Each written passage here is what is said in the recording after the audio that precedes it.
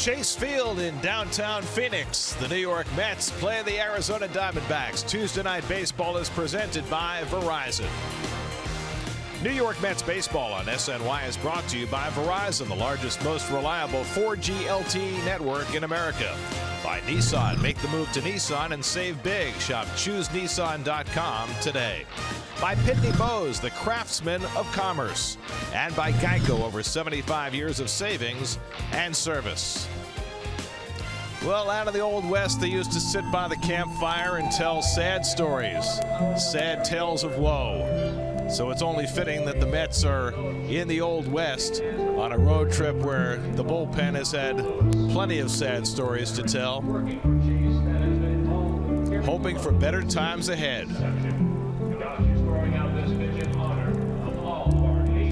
In a time of woe.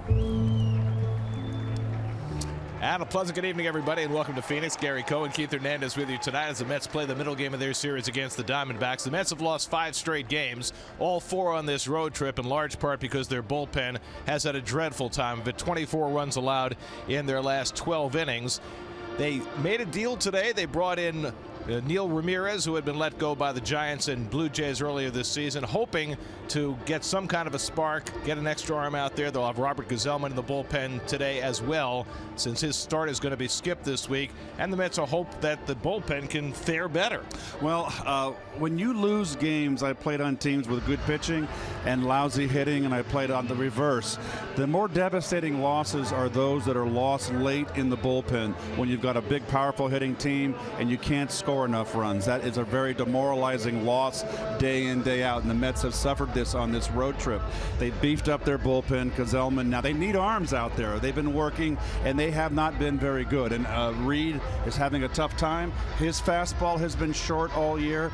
Robles shows signs of brilliance, and then he just starts to throw down the middle, and like last night, just got clobbered. So they've got to get that bullpen in order. But also, I think lost in the shuffle here too is that the starting rotation's got to start going into the 7th inning. And the Mets have tried the last 2 games to get their starter into the 7th. Still haven't had an out in the 7th from a starter in the last 15 games. And the task is bigger for the Mets tonight because they go up against the Diamondbacks ace, Zach Greinke. Well, he's 4-2 this year. He won 13 games last year. He got injured his first year last year with the Diamondbacks. This is his 2nd year. He's off to a terrific start. He's had great success against the Mets, except that playoff game, of course. He's 4-1 lifetime in 7 starts. And he carried a no-hitter into the 8th inning in his last start against the Pirates. As for the Mets, left-hander Tommy Milone, who had a pretty good first start for the Mets, goes out for the 2nd time. Well, he left the game, Gary. Started the 6th inning, couldn't give up 2 base hits, couldn't get out of the 6th inning, couldn't even get an out there, but he left with a 3-1 lead.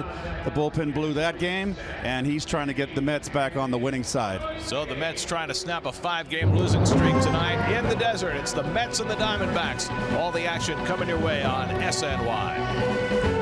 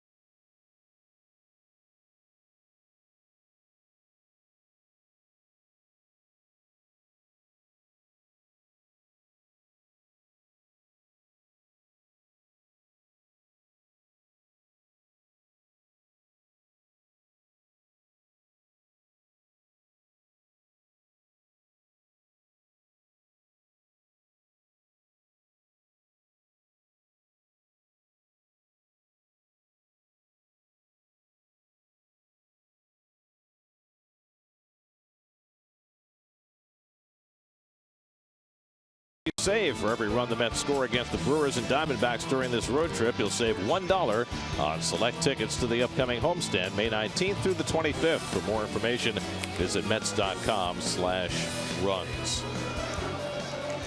Well, the Mets aren't the only postseason team from last year struggling. The world champion Cubs are under 500 now, 18-19, and in 4th place in the National League Central. They just got done with a series against their arch rivals, the Cardinals.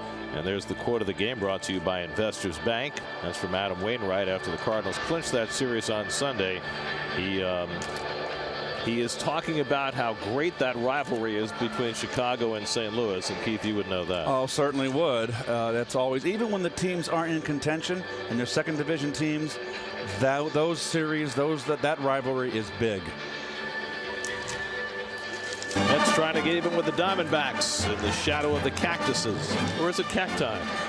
The juice of the cacti. First pitch coming right up.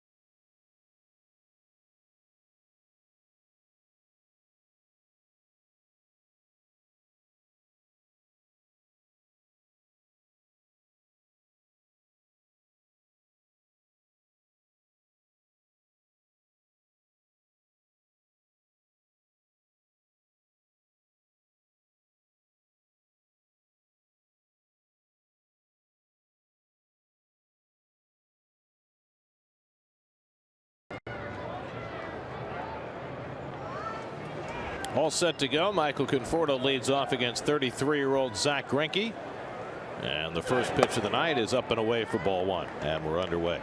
There's the Toyota numbers for Zach Greinke, one of the fine pitchers in baseball today. Cy Young winner. Won that Cy Young back in 2009 and the first stop in his big league career in Kansas City. Conforto whacks one to right field, and right there waiting for it is Chris Owings, and that's the first out of the game. Here's the Geico Mets starting lineup. Jose Reyes moved up to the 2 spot, with Asdrubal Cabrera now officially on the disabled list. Reyes is the shortstop of the moment. Curtis Granderson batting 8th for the first time since 2011 as he continues to struggle. Terry Collins trying to take some pressure off Granderson by dropping him as far down in the order as he can. Meanwhile, Reyes struggling as well, 2 for his last 16. And takes a fastball for a strike from Greinke. And you see Greinke's fastball 90 miles per hour, and it's not a blazer, that's for sure. Threw a lot harder earlier in his career, but those numbers have been coming down. Throws the curveball, and Reyes grounds one down to Goldschmidt at first, and quickly there are 2 out. And we'll take a look at the Coors Light Diamondback defense. Gregor Blanco, remember the San Francisco Giant outfielder, was such a big part of that ball club a couple years back. He's in center. The Gold Glover, two-time Gold Glover at first base. Former Cardinal Descalzo gets rewarded with a start at third. The pinch hit home run last night, and Mathis back in the lineup. The light hitting Jeff Mathis hit a home run last night also. Makeshift outfield behind Greinke because of the injuries to A.J. Pollock and David Peralta. Peralta pinch hit last night, but Pollock on the DL. Here's Jay Bruce, who's had a rough road trip, just 1 for 11 in the 4 games. And he takes a fastball inside for ball 1. 2 years ago, Zach Greinke was a world beater in Los Angeles. 19-3, 1.66. Somehow did not win the Cy Young because Jake Arrieta beat him out. Then he signed the big contract here in Arizona. 6 years, $206 million. He certainly underperformed that contract last year, went 13-7, 4.37. Also missed 6 weeks because of injury. And now back this year and off to a much better start.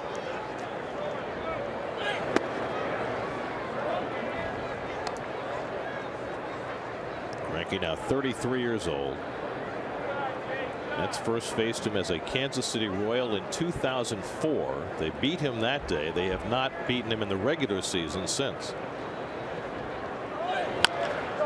Grounded foul. However, they did beat him in Game 5 of the National League Division Series 2 years ago. The home run. Daniel Murphy's home run putting the Mets over the top. That was the game that DeGrom scrambled at the start but got the Mets through 6. Syndergaard came in, pitched that wonderful 7th, and then Familia got 6 outs. And the Mets won that deciding game 3-2. And that's all ancient history now. It's all about the present. 2-2 coming, and Bruce takes inside 3-2. Well, Greinke is a control pitcher, has a terrific changeup, and by that I mean he takes just the right amount off of it, and it's hard for me to explain. And it's just like Andy Messersmith. It's just whatever your fastball is, the right, like 5 or 6 miles an hour less is the perfect amount to get the hitter out in front. But he gets him with a curveball here. 1-2-3 inning for Greinke in the top of the first.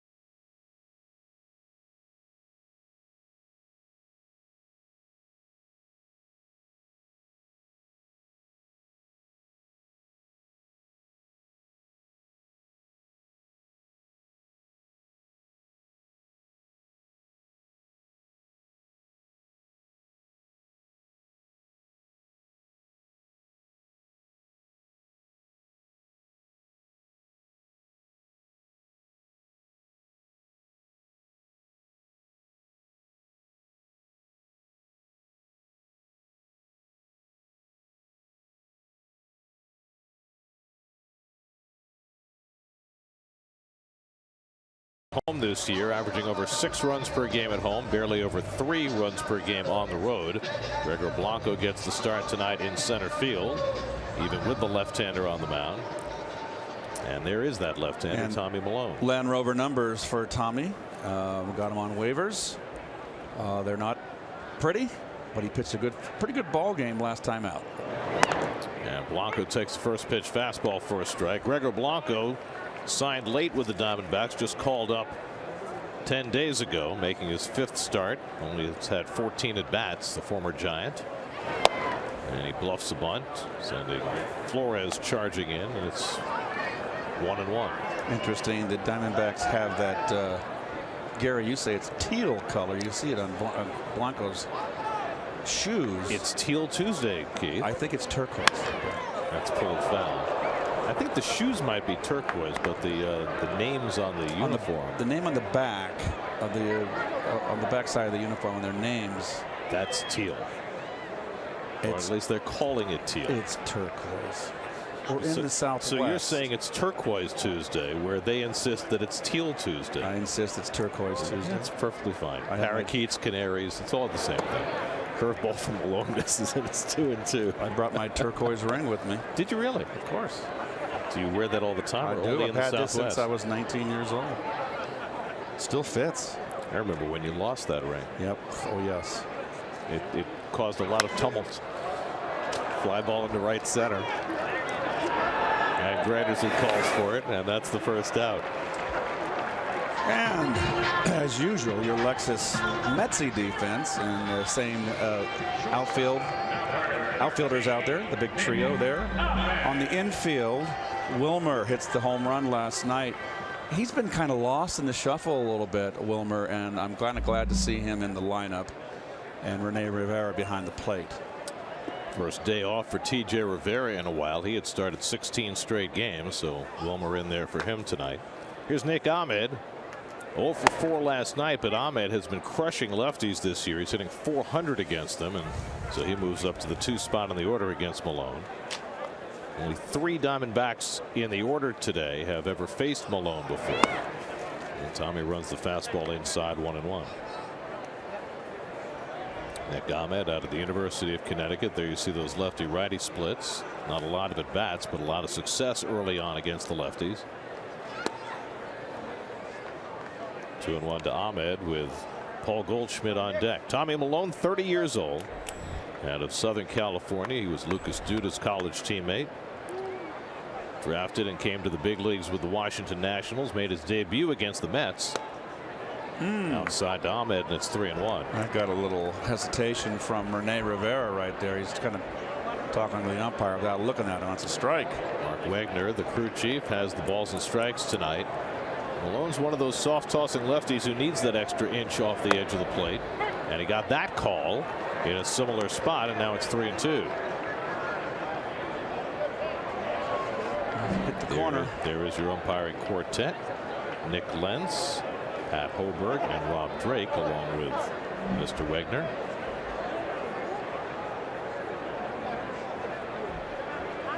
(3-2) to Ahmed with Goldschmidt on deck, and he goes down swinging on the changeup for the second out. Well, that's Tommy Malone for you. He's going to rely on that changeup as his output. He's a journeyman pitcher, Gary, and he knows what he's doing. And this is just from what I haven't seen that much of him since I've been in the booth, but after that first start against the Giants and now in this early 2/3 of an inning, he has an idea. So 2 out and nobody on. Now Goldschmidt, who had a pair of doubles last night, off to a rollicking start, and he takes the pitch low. You see his numbers against Malone. Goldschmidt and a lot of the right-hand hitters for the Diamondbacks have not thrived against lefties this year. It's not early in the season. Goldschmidt hitting just .250 against lefties. As Tomas 167 and Brandon Drury 238. Very much underperforming their numbers against right-handers. Bounce foul, and it's 2-1. You would figure that this right-hand laden Diamondbacks team would be more successful against lefties, but their team batting average is more than 30 points lower against lefties than it is against righties. Yeah, they're 6-7 against left-handers this year, 16-11 against the righties. Goldschmidt grounds one down to third. Wilmer gets in front of it, and Tommy Malone has a 1-2-3 opening inning. After 1 in Arizona, Mets and Diamondbacks no score. Fans check out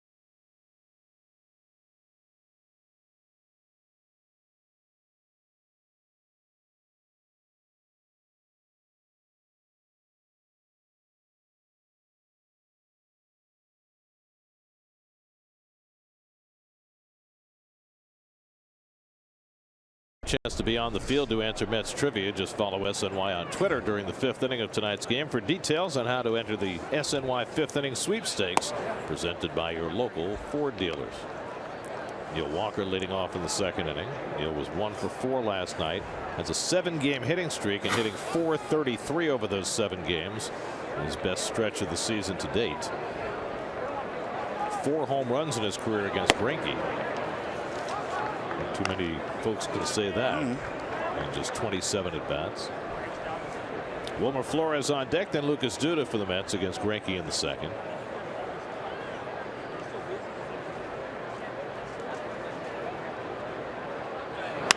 That's drilled down the line with foul.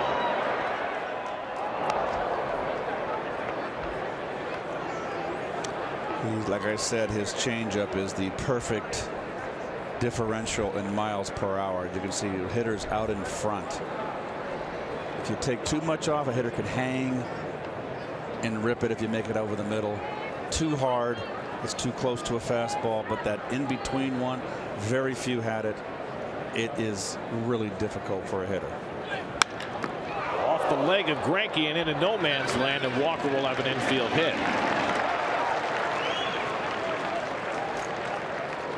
And Greinke got that off the shoe, but I'm not sure. Let's see. Yes, back of the heel, right? Yeah. So the trainer's going to come out and have a look, but he should be fine. And Walker continues to hit Zach Greinke. Yep.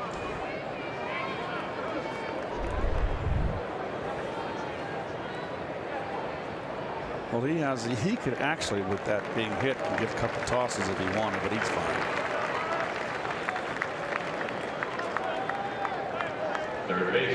So the Mets have the first base runner of the game, and Walker's got an 8-game hitting streak. And now Wilmer Flores, who provided really the only offensive bright note for the Mets after the horse was out of the barn. He hit a 2-run pinch hit home run last night in the 9th inning. His 3rd home run of the season. Wilmer hasn't started the game since last Wednesday against the Giants when Malone made his last start, and he went 3 for 5 in that game. Has his average up to .254 for the year. And he takes a fastball for a strike.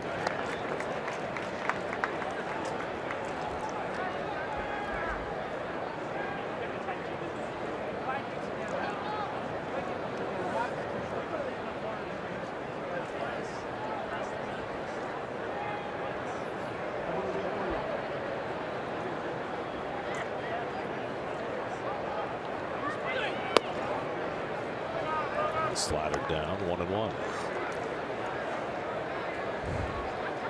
Since Greinke came to the National League in 2011, only 2 pitchers have won more games. Greinke's 99-35 since he went from Kansas City to Milwaukee for 2011. Only Max Scherzer and Clayton Kershaw have won more games over that span.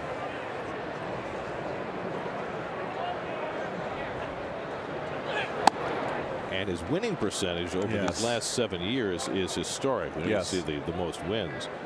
99-35 is a .739 winning percentage. There are only 4 pitchers in history who've done better over any 7-year span.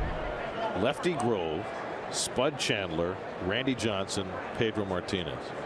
It's the kind of company Greinke is in over this last 7 years. And that's even with what for him was a subpar year last year. Lefty Grove, I think it was 31-3. It was 1 year, or 31-4 with the Athletics.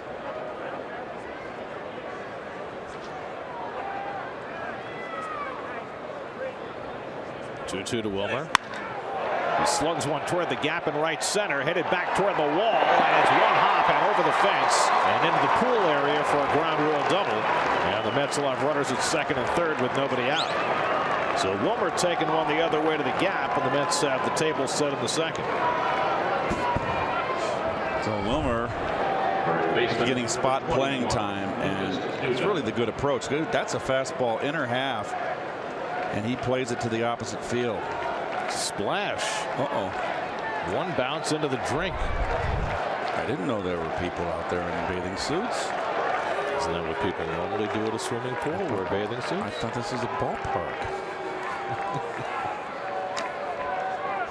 Well, here's Lucas Duda with a chance to cash in. Lucas 0 for 3 last night, 2 for 13 since returning from the disabled list. Walker at third, Flores at second. Greinke will use the full windup, and the Diamondbacks will play their infield back. And a call strike to Duda. You've got the third baseman playing way off the line and the pitcher pitching out of the full windup. Walker's not going to try to steal home. Maybe it's something that he wants to find his rhythm here, and therefore going with the windup. The third baseman Descalso is starting on maybe 15 feet from the third base bag, and as Greinke goes into his windup, is backing away, which means if Walker wanted to take a walking stroll down the line, you never know what might happen. Well, he would have to step off the rubber. Wilmer needs to get a nice big lead with the windup. And let's be careful not to get picked off. Yeah, I don't want Wilmer taking any liberties. Slider down to Duda, and it's 1-2. You know, just because he's going from the windup, you don't take a bigger lead. They're not holding Wilmer on. He's the backside runner, obviously. But you want to get a good, healthy lead coming off. You don't want to get picked off. The Mets have had 2 guys picked off in this road trip. At second base.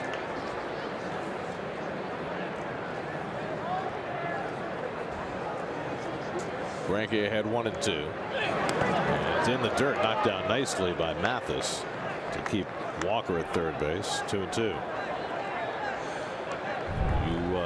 If you're a catcher with Greinke on the mound, you got to do a lot of this. He will throw a lot of sliders and change-ups in the dirt. Well, that hit a good 4 feet in front of home plate.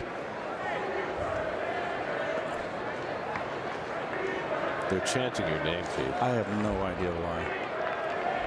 It's just your general demeanor and personality. Really? Yeah. I thought I'm kind of gnarly. But they don't know that. Duda goes down swinging on the inside fastball, and that's the first out of the inning. Greinke's second strikeout. I think this pitch might be inside. Let's take a look. No, it's pretty good. A little bit inside, but close. That's just paint your wagon.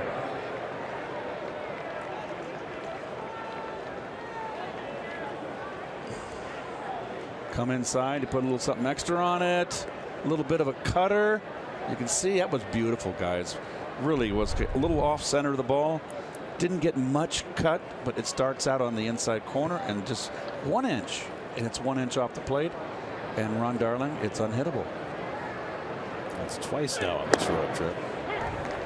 Rene Rivera takes a slider for a strike. Rivera's been red hot. 9-game hitting streak. Drove in the Mets' first run last night. In fact, for the first 8 innings, he had the only hit for the Mets last night.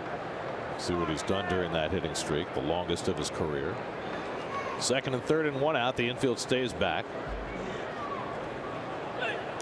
And Rivera chased it in the dirt, and it's 0-2. This is the thing about Rene. If you throw the pitch over the plate right now, he's hitting it, but if you throw it off the plate, he's been chasing a lot as well. Well, they've been giving him a lot of pitches in the strike zone, and he's been clobbering them, doing a great job. So if you're Greinke, who's a great student of the game, there's every chance he won't throw him a strike all night. Well, he's certainly got a couple pitches to throw in the dirt, does he not? Just threw one. And now another. Curtis Granderson hitting 8th in the order. Unfamiliar spot for him. He's waiting on deck. See some of what Rene has done, which is remarkable. 7 for 13 over 500 with runners in scoring position. Paul Goldschmidt way off in the hole, which I love. He positions himself way off the line with the right-hand hitter. 1-2 coming. Another one in the dirt. Change up that time, and it's 2-2. You know, you were talking about the differential between Greinke's fastball and changeup. It's one of the smallest I've ever seen. His average fastball velocity is 90.6. His average changeup velocity 87.1. 3.5 miles an hour difference. That's interesting, because I wouldn't know when I faced Andy Messersmith, who had the greatest changeup I ever faced. You know, we didn't have that kind of stuff. Right. Well, so much of it has to be about the movement of his changeup as well, right? Not just the speed. Not necessarily. And another slider in the dirt, and it's 3-2. So he's thrown him 4 straight pitches in the dirt. And Rene able to lay off the last 3. And Andy Messersmith had basically a little tailing changeup, but it was straight. It was just good. It's basically, the changeup's location. You keep it down and away, it's going to give, and it's a good one. It's trouble. Now Greinke out of the stretch on 3-2. And he bounces one for ball 4. So Rivera very patiently draws his walk after getting behind in the count 0-2 as Greinke bounced 5 in a row. I just feel that Greinke right there could have, after the 0-2 pitch, could have, when it was 1-2, when he threw the breaking ball in the dirt, could have thrown one inside off the plate and then come back with a breaking ball. 4 straight breaking balls and changeups. I mean, it's not exactly Lou Gehrig back there or Bill Dickey hitting. So Curtis Granderson gets an opportunity with the bases full. Curtis dropped to 8th in the order. First time he's hit in this spot since 2011, 6 years ago. 1 for 3 last night. And a first pitch curveball misses low for ball 1. 55 career at bats against Greinke. A lot of that early in Greinke's career when he was in Kansas City, and Curtis was in Detroit with the Yankees.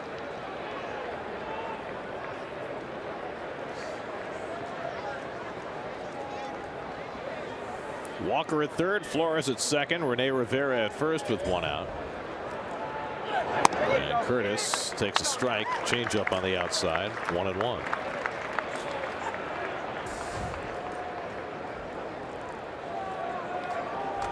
Took Greinke just 10 pitches to get through a 1-2-3 first, but it's been a hard-working second for him. 3 infielders on the right side for the Diamondbacks. And the fastball inside, 2-1. They're making them work here in this inning. In this infield configuration, they've got the shortstop Ahmed playing closest to the bag and Drury, the second baseman, in between. With nobody on base, they'll flip those guys the other way.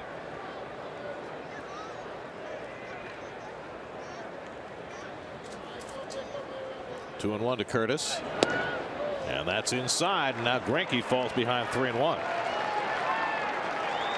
So a good opportunity here for Granderson. Pitcher Malone, not a bad hitting pitcher on deck. Isn't that funny? His last time out went 8 innings with a no-hitter.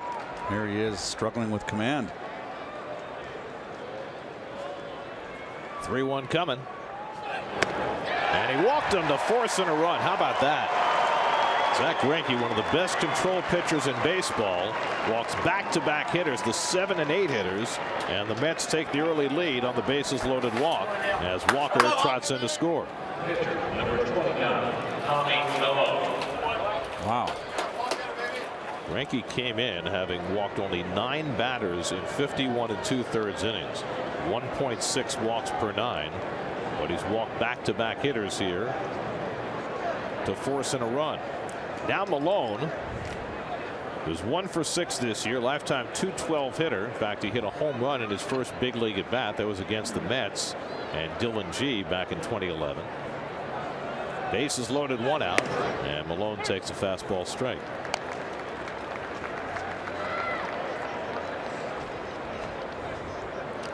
Now, what sign could Malone get here? You're not going to run a squeeze with the bases loaded. Well, you could, but he's a .212 hitter. I'd let him swing the bat. The problem with running a squeeze with the bases loaded is you've got that force at the plate. Yes. But I've seen it done. And Greinke's a terrific fielding pitcher. Gold Glover. 3-time Gold Glover. 1-1 to Malone. Changeup from Greinke. He's just really struggling right now, and the Mets have been very patient. Well, he will get a lot of strikes out of the strike zone, and he's tried to get that in this inning, and the Mets have not been biting. And Malone takes a fastball at the knees, 1-2.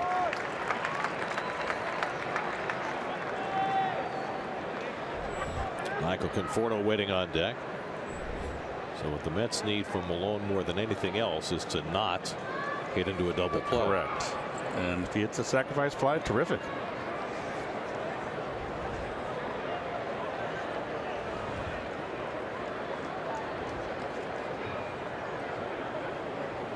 One-two coming. And Malone fouls one.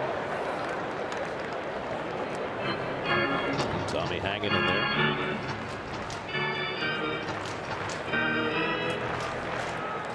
Neil Walker banked one off Greinke's shoe for an infield hit to start it. Flores hit a double to right center, and then back-to-back walks to Rene Rivera, and Curtis Granderson forced in a run. This will be Greinke's 30th pitch of the inning coming up to Malone.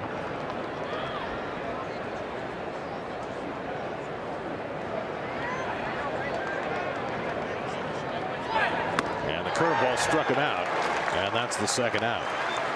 Third strikeout for Greinke. Good one right here. Good curve. Down and in. Good break. That's a little 1 o'clock to 7 on your dial there. Way out in front.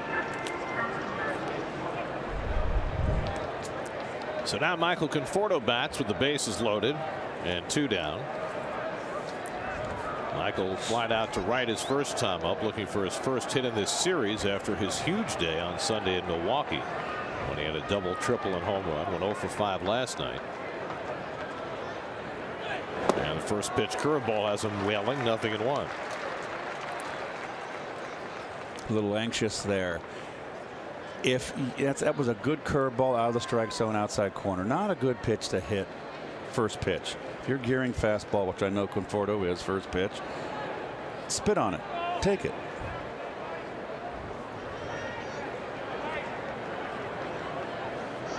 Greinke continues to work out of the full windup. And the curveball outside, 1-1. A rare 0 for last night for Mr. Conforto. 0 for 5. Well, Conforto has been a whiz with the bases loaded, including 4 bases loaded walks.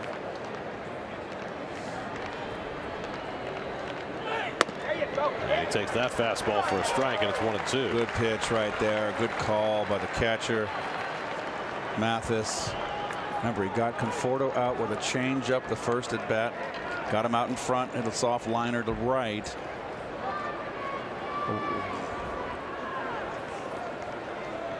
Will he double up inside?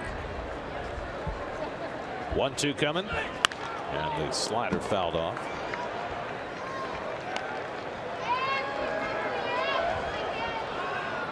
Michael Conforto has had 3 official at bats with the bases loaded, 2 for 3 with 9 RBIs.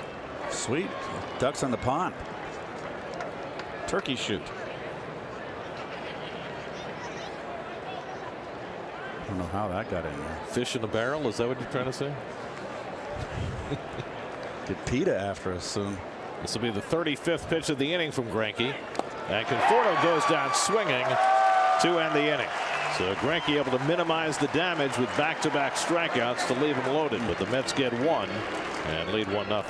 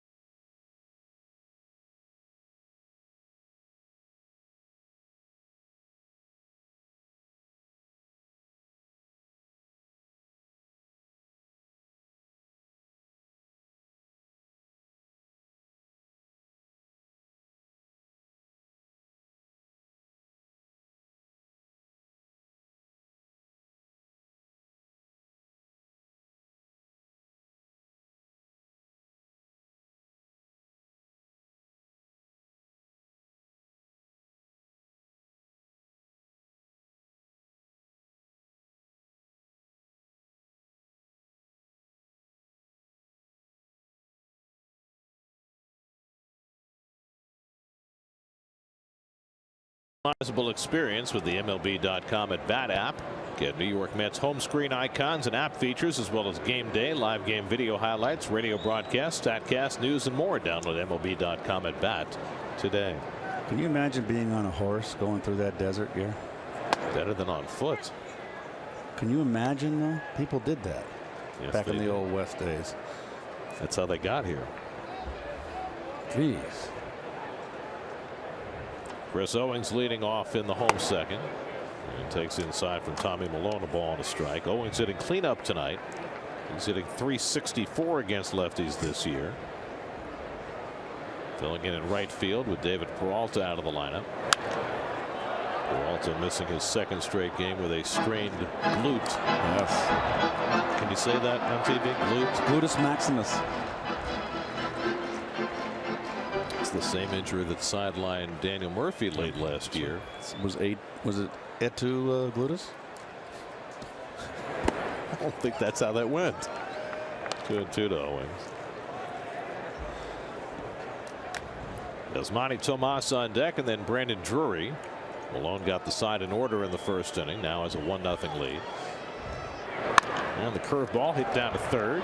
One-handed by Flores. Low throw, and Duda scoops it out for the first out.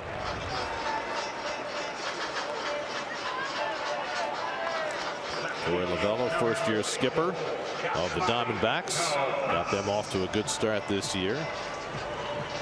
The other two new managers are retread managers, but Black in Colorado. They have played wonderfully. 9 games over 500. Rick Renteria with the White Sox.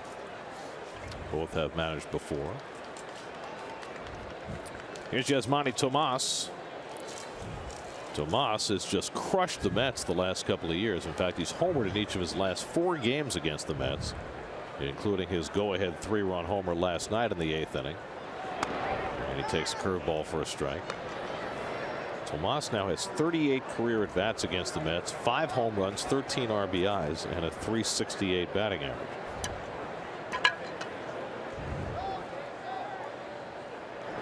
Just after Paul Goldschmidt had his home run overruled for not going over the yellow line, Tomas hit his a little higher. He knew he had it. 7th home run of this season. He had 31 last year. And he pokes that one to right field, but right at Bruce. That's the second out. So Malone has retired his first 5. And now Brandon Drury, the second baseman. Drury hitting .320 on the year, but only .238 against lefties. Tommy Milone has made 1 prior start against the Diamondbacks, and that was 5 years ago when he was pitching for Oakland. So this is a relatively novel experience for him pitching here.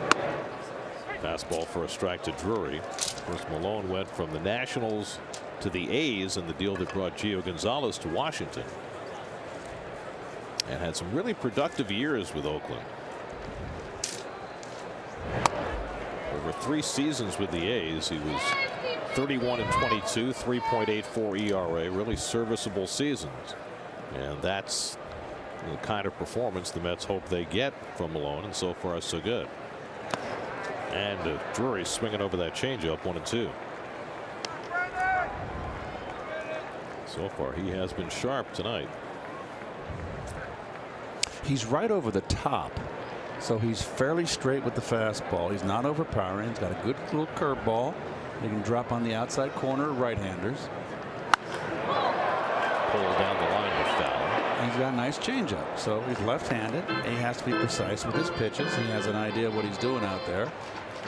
I mean, stylistically, he does what Tom Glavine used to do, right? Right. Tries to expand that strike zone on the outside part, change speeds. Glavine had more of a sinker, where Malone is straight. Curveball grounded out to Reyes at short. And he throws out Drury, and Malone has retired the first 6. Strong start for Tommy Milone. We head to the 3rd in Arizona with the Mets up 1-0.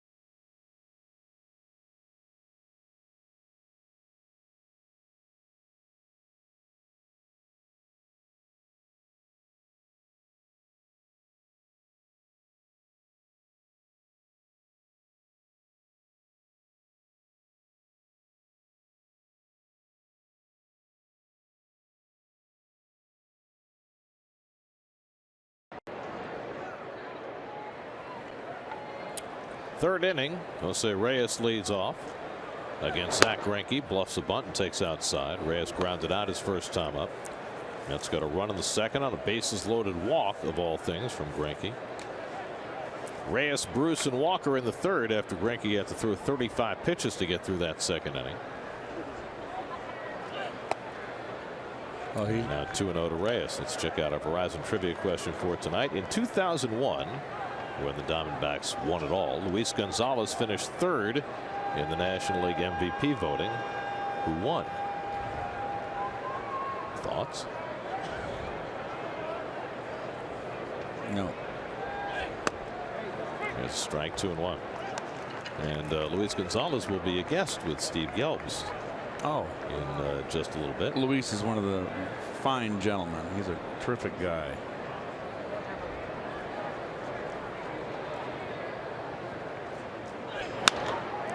Golfed in the air to center, and Blanco is over. 1 out.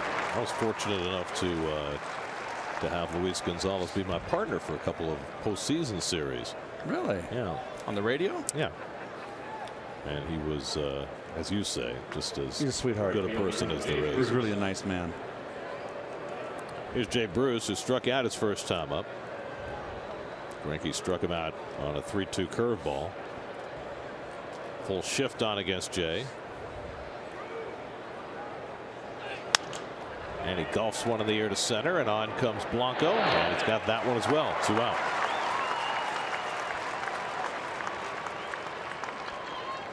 So 2 up and 2 set aside. Wasn't it Blanco who made that great catch in Matt Cain's perfect game? Yes. Going back into Triples Alley in San Francisco. Right, exactly. Second baseman, Neil Walker.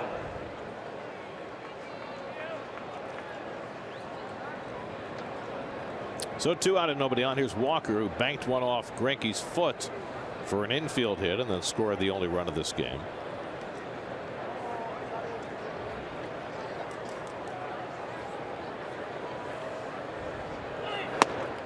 And he takes a fastball for a strike.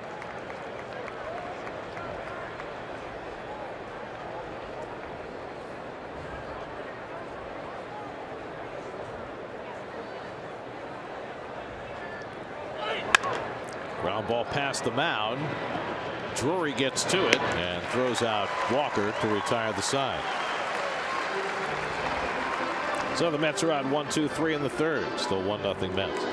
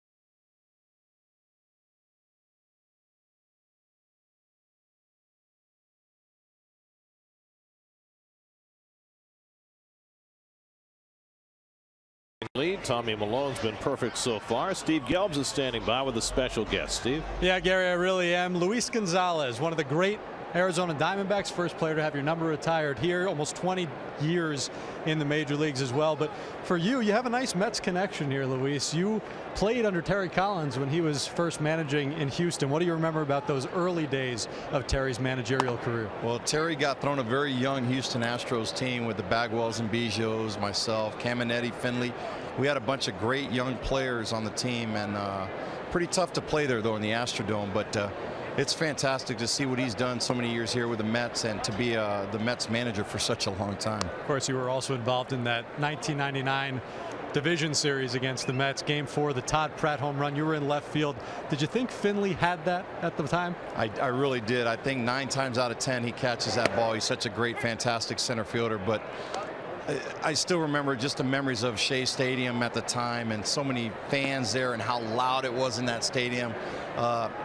I know they got a great new ballpark at Citi Field, but I miss Shea too, and I'm sure a lot of the fans do, just because of the history there and all the great players that have come through the Mets organization. I'm sure it was pretty loud in that moment, but give us an idea of just how loud it was a couple of years later here, 2001, when you have one of the iconic moments, the walk-off World Series win against the Yankees. Yeah, I'm sure that made a lot of Mets fans happy for us to win the World Series in 2001. But I mean, they had a great team, and we did too. We had a bunch of veteran players, almost a carbon copy of that team in '99 that the Mets beat us in the playoffs. But you know, it was a good bunch of guys, and we found a way to get Mariano late in the game. But you know, it was a fantastic series from start to finish. Luis, now so many years later, how often does that moment still get brought up to you on a daily basis, especially when you're out here? Well, in Arizona, a lot, because we're still trying to win another championship here, not just in baseball, but in every sport. So it doesn't get old. I mean, it's a memory that we'll carry along for a lifetime, and it's great to be a part of that fantastic team that we had in 2001. I know you're an advisor to the team right now. You've interacted and seen Paul Goldschmidt over the years. You know, he may be one of the most underrated players in baseball. When you look at him, what stands out to you? What makes him such a special player? I think his work ethic. He's very underrated, because we play here on the West Coast. A lot of people are asleep when we're playing our games. But the way he approaches a game, his at-bat adjustments are fantastic. He's a silent leader. He's not very vocal in the clubhouse, things like that, but he gets the job done, and he knows how to play the game the right way. Scalzo on first with a walk. Paul Goldschmidt, great player now, but you mentioned some of the great players you played with over the years. You said some of the names in Houston, but certainly on that World Series team as well, some great pitchers, Randy Johnson, Curt Schilling. When you watch him and how he goes about his preparation, does he remind you of any of the greats that you played with? Well, Goldie's a unique player. He's one of those guys. In spring training, he just quietly goes about his business. You really don't even know he's at the spring training facility. He just goes out there by himself, does his tee work. He'll grab a coach to get his ground balls in, and you know, he puts a lot of time and effort, and he studies the game so much, and I think that's what makes him one of the unique players. And he's got power to all fields, and that usually helps, and he's got a great eye at the plate. You know, I know this Diamondbacks team is going pretty well right now, but you look like you could still play. I mean, if they need a pinch hitter late, are you ready? Well, you know, it's one of those things players go through. They think they can, but obviously I'm past my days. Well, not sure they're going to need it right now. Jeff Mathis doubles, 2 on, nobody out for the Diamondbacks here. Luis, thank you so much. That was a real special treat. We're going to send it now back to Gary. All right, thanks, Steve, and thanks to Luis Gonzalez. Meanwhile, Jeff Mathis, who homered last night, all of a sudden looking like Mike Piazza, another extra base hit. Guy's a lifetime sub-200 hitter. Well, tried to come in with a fastball, didn't get it in, got it up. So Tommy Milone finding trouble here in the third after setting the side down in order the first 2 innings. And now Greinke, one of the better hitting pitchers in baseball. Greinke just 1 for 17 this year, but he's had 5 straight years he's hit over 200. And in 2013 he hit 328 with Silver Slugger. He is a legit hitter. Let's have the infield back except for Duda at first. And a first pitch curve from Milone in for a strike. So a leadoff walk to Descalzo after a long battle, and then the double by Mathis, putting Milone in jeopardy.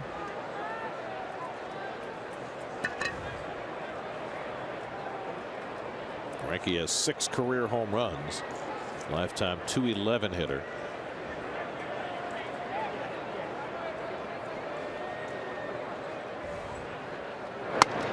And Milone works him inside, a ball and a strike.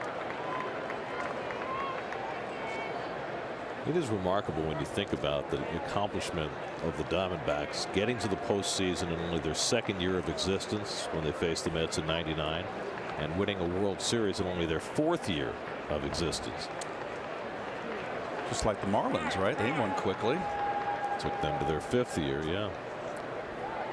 Compare that to the experience that the Mets had when they came to the league in '62. Because of free agency, because of the way expansion worked in those latter circumstances, it was much easier to build a team faster. Dribbled foul. The Mets only had the expansion draft and whatever leftovers that they could put together, and so it took them so much longer to put together a winning team. But the Diamondbacks had big time talent right from their start in 1998. And of course, Randy Johnson, such a linchpin, along with Luis Gonzalez.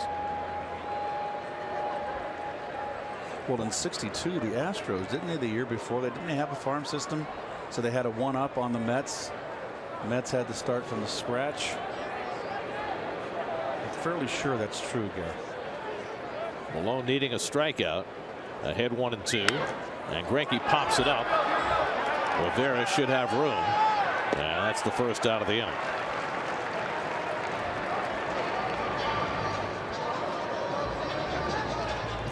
So one away. And now Gregor Blanco. Blanco flied to center field his first time up.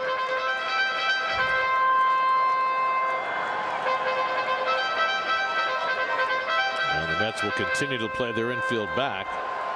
Keep in mind, Blanco, an accomplished bunter.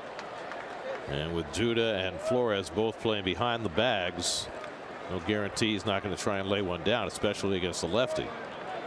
All you got to do is put the ball in play and you got to run. I'd let him swing.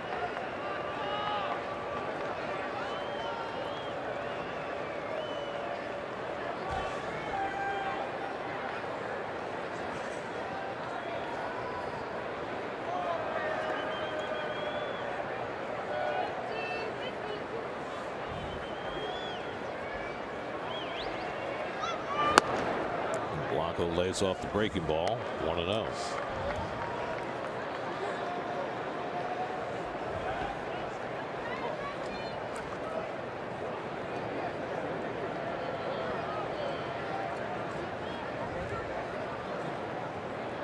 Descalzo at third, Mathis at second, and one out.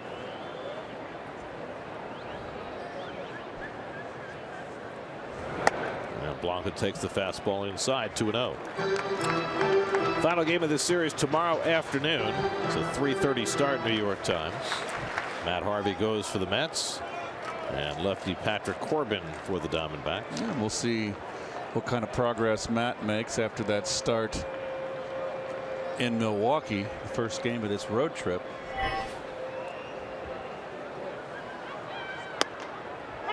There's a strike. 2-1. Well, it's hard to know what to expect from Matt right now. The last three starts have all been the same. Although he has had positive things to say coming out of those starts, the numbers have not been pretty. And of course, he had the suspension in between. 2-1 to Blanco with Nick Ahmed on deck. In tight, and Malone behind 3-1. He's already walked a batter in the inning. Blanco has always been a high on base percentage guy. Lifetime .344 on base percentage. One of the keys to his game. And there's a lot of walks. There's another case right here, Gary, that I always found that left-handers have a hard time throwing that inside strike to a left-hand hitter. And ball 2 and ball 3 were fastballs up and in that missed up, and good eye by Blanco. He's in a hitter's count, and I've always told you, when the pitcher's in trouble, lefty their comfort level is on the outside corner, and he works way on that first base side of the rubber, just the heel on the rubber. Very unusual for a left-hander to work all the way over there. Blanco rips one into right. That's a base hit. Descalzo is in. Mathis being waved around. He'll score as well. It's a 2-run single for Gregor Blanco to put the Diamondbacks in front 2-1.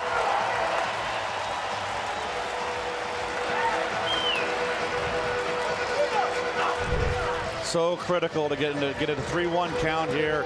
Came with a little cutter up, didn't get it away. Ripped by Blanco.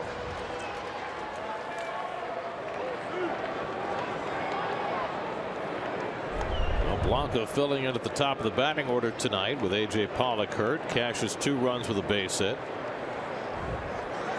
And now Nick Ahmed, who struck out against Malone his first time up. Blanco takes off, and no throw by Rivera, who couldn't handle it cleanly. Stolen base for Blanco, his second of the year.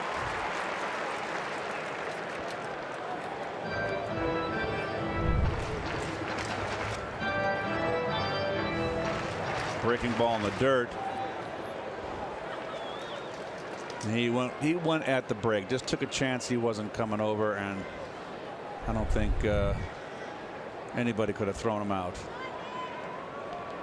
So another runner in scoring position for the Diamondbacks. 1-0 the count to Ahmed with Paul Goldschmidt waiting on deck.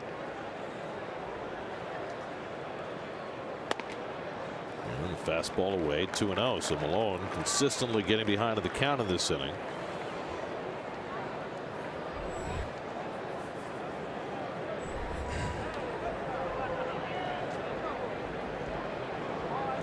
Had himself an easy first 2. He's already thrown 21 pitches in this inning.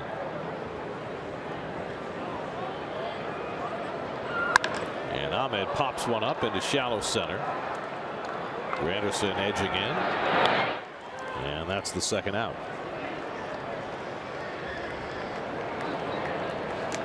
So 2 away. Goldschmidt coming up, and we'll see how the Mets decide to handle him. Do you walk him intentionally this early in the game?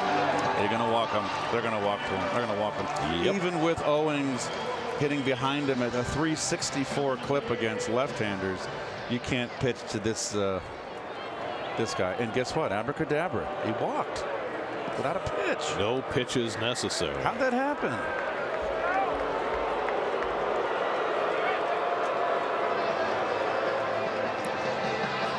So the second walk of the inning puts 2 men aboard, and now Owings, who grounded out to third base his first time up.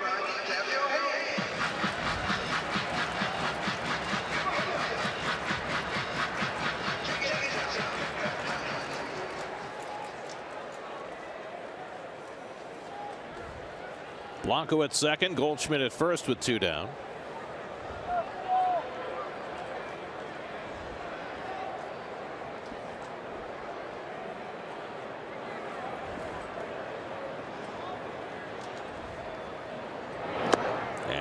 Tries to lay off the curveball and stopped it in time.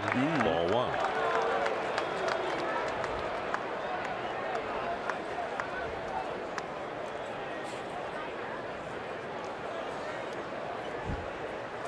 This is the ballpark, a ballpark that the ball carries, and it carried last night. The roof is open. And it carries better with the roof open than it does with the roof closed here in Arizona. The opposite of what prevails in Milwaukee. Owings takes one the other way. He's got a base hit. Blanco being waved around third. Bruce bobbles the ball. The run will score with no throw. And it's 3-1 Arizona. Now Blanco's fast.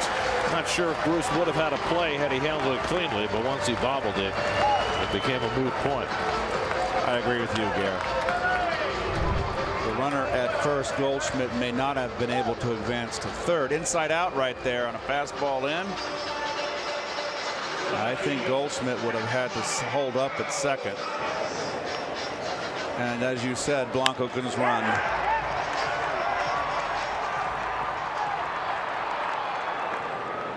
He had ideas.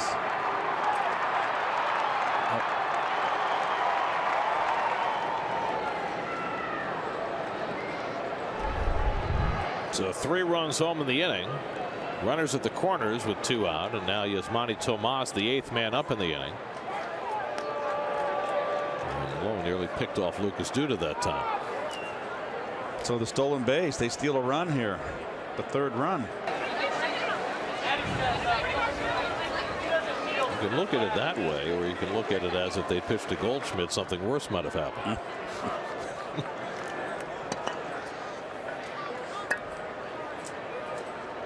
So Malone having his roughest inning as a Met in his first 2 starts.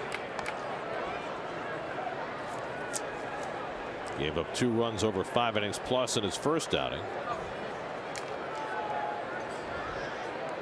And running into trouble in the 3rd inning tonight.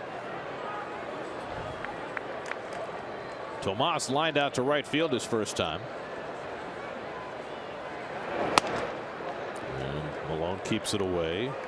1-1.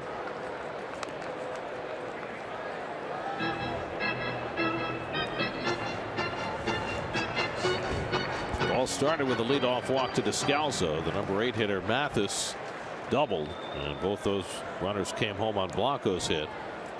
And then Chris Owings with the 2-out hit to drive in Blanco. Goldschmidt at third, Owings at first with 2 out. There goes the runner from first. They're going to get him in a rundown. Now Walker indecisive.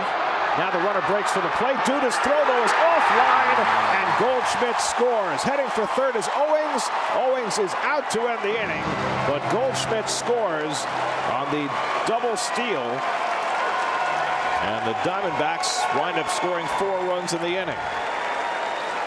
Well, the Mets did it right, but Duda made a bad throw home, and Goldschmidt able to score. It's 4-1 Arizona after 3.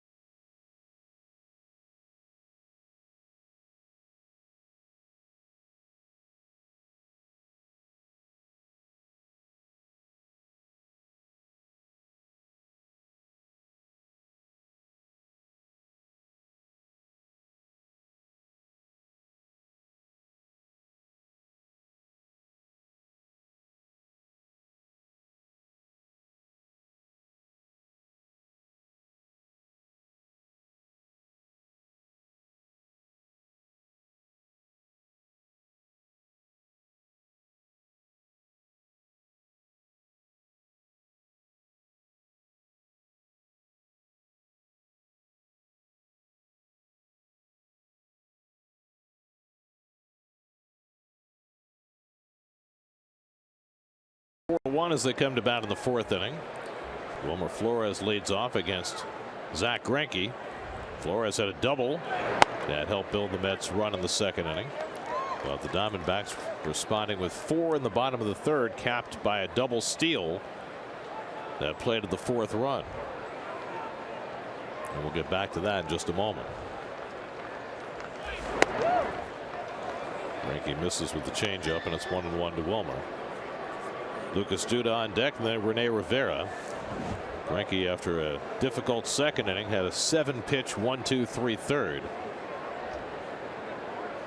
Trying to get himself into the groove. Now with a 3-run lead. And Flores fouls it off. 1-2.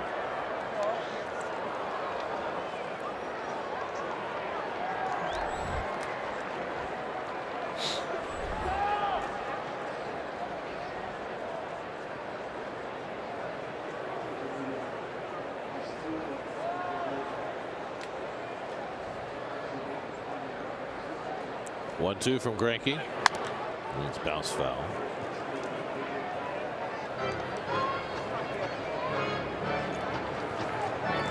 Three stolen bases in that inning, Gary. That's true. Both Goldschmidt and Owings get credit for a stolen base, and then Owings thrown out of third base, trying to take the extra base.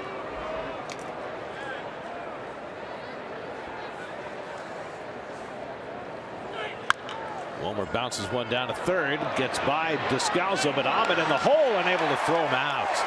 Nice play by Nick Ahmed, getting that ball away quickly after playing it in the hole. And it helps to have a big, tall first baseman over there and a Gold Glover and Goldschmidt just out of the reach of the third baseman. High throw, but good height right there. Nice play by Goldschmidt. Big target. Able to keep that toe on the bag. So Greinke all of a sudden has retired 6 in a row.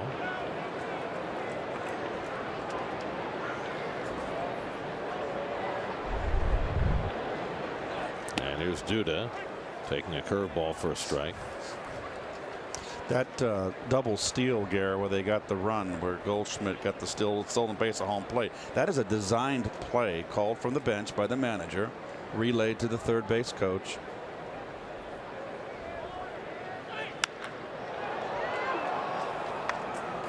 And the object is for the back runner on first base to get in a pickle, a rundown.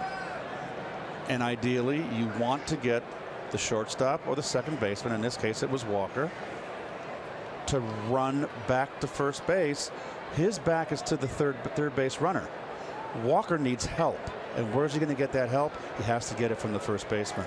And what does the first baseman need to do? He needs to close like any normal rundown. Lucas stayed anchored on first base. Strike 3 called. Duda's out. Let's go back to the play and show it. Now watch here. It's a design play. You come out and you freeze. Okay, you want the rundown. Look at Lucas. He's got to close. Now we got to run it back because there's a certain point where the runner comes down the third base line, Gary, where he's dead. He's dead as a doornail. And Lucas has got to close now and keep his eye on the third base runner so you don't have Walker worrying about it. When he comes 20 feet down that line, he's dead as a doornail. And you can point as the first baseman and yell third, or if he breaks home, run him. If he's dead, if he's in the middle, or if it's going to be a play at the plate, you point and yell home. The first baseman is the one. It took me a long time to figure this one out, Gary. It's always one that makes infielders very nervous, and particularly in the minor leagues. And now Lucas closes. Look, right now he's dead. Right there, Goldschmidt. You got him. Go run at him. But you see, Walker at that point, when Goldschmidt's halfway down, should run at him. Should have ran at him. He had him dead as a doornail. But it gets everybody in a panic. And yet, after all that, at the end of the play, if Duda makes a good throw, Goldschmidt's out. He's out because Goldschmidt really didn't do a heck of a good job base running there. Rivera flies one into right center. Owens comes over to get it, and Greinke, after getting the lead, sets the Mets down 1-2-3. He's retired 8 in a row. We go to the bottom of the 4th with the Diamondbacks up 4-1.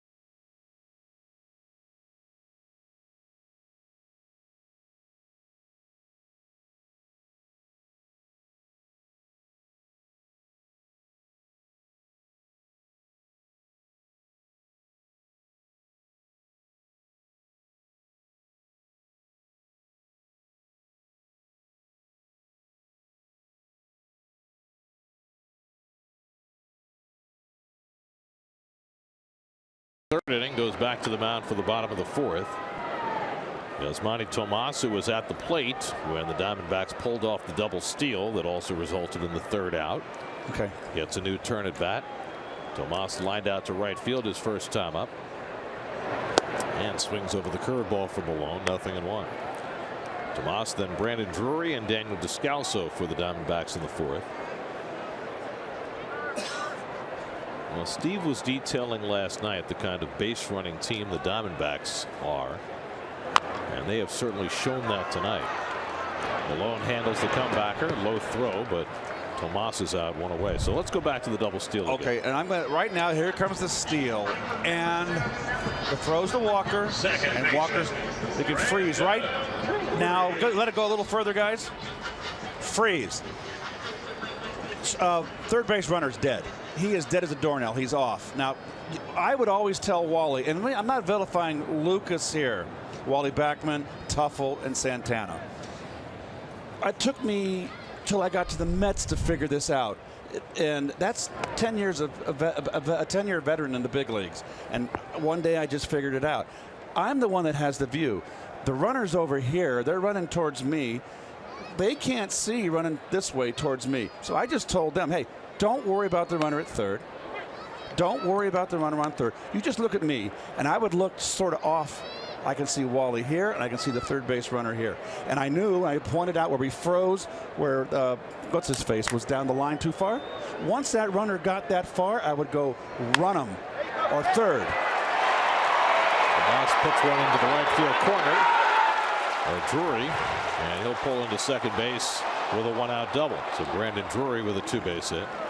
Anyways, back to the rundown. So there's three commands as Walker's running back to me, and he's doing the proper thing. Lucas could come in a little, close a gap. Walker would see with Wally and the way we did it, Walker would never have to worry about that. They would be looking at me, and my three commands and a finger point is third, or run them, or home. And once those middle infielders realized that they didn't have to worry about that, it relaxed them, and it was on me to make that play. And it took me 10 years to figure it out, folks. So I'm not burying Lucas here. So you're saying most first basemen probably don't do it any differently than Lucas did it there. Yes, I think a lot of people panic. A lot of middle infield. Walker's a veteran infielder, and he got rattled.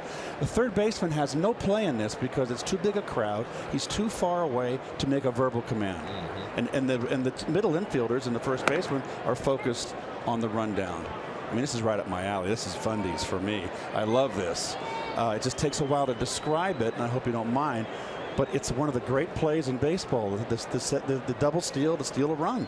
And that's how we eliminated it. So as the first baseman, as you're watching the runner at third and also closing on the runner that you're running down between first and second, how do you know when to tell your second baseman to get rid of the ball? By how far.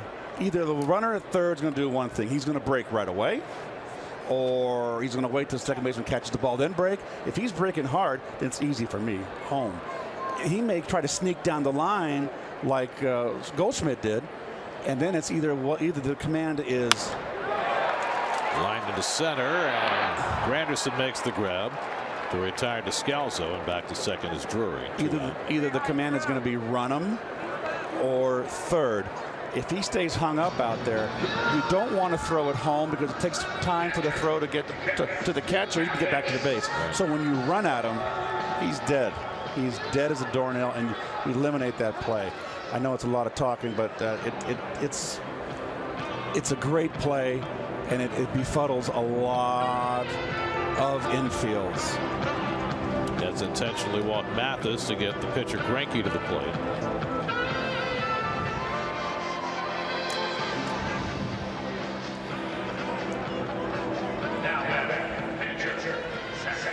I mean, this is the second time this is very rare. We have not seen first and third double steals. We've seen it twice against the Mets, this road trip. I mean, the situation has to be there. Usually when they did this play, it was an eighth hitter up. and they would try to steal a run with a light hitting 8th hitter. That was usually when you were really alert that there was a real strong potential of them putting that play on. But Mike Schmidt was one of the best at it as far as being the lead runner, as well as the back runner. It was the first time it was run against the Mets on this road trip with the Brewers. They tagged the guy out at second base and allowed the runner to score from third without making a throw. Hey, I was in New York by '83, folks, and we were playing the Phillies in Philadelphia, and Mike Schmidt got the lead off and pretended like he fell down, and the pitcher alertly threw over to me, and I started running Mike towards second base, and the runner came down. I forget who it was. I panicked. I threw the ball into the seats. The run scored. So when that happened, that was the one point I said, I got to figure something out here that we can, that this play does not have this kind of effect on us and me. Greinke pulls one foul. The funny thing is, you know, teams start running that play in, you know, in American Legion ball in high school, and most teams don't know how to defend it even from that point on. Well, I think what happens is, listen, I grew up in the Cardinal chain, and that was worked on in the minor leagues with George Kissel and all of our minor league coaches. That always infield, we worked on that first and third. We had the pitchers running the bases. In spring training, we worked and worked on it, and all that work, it's still, you panic.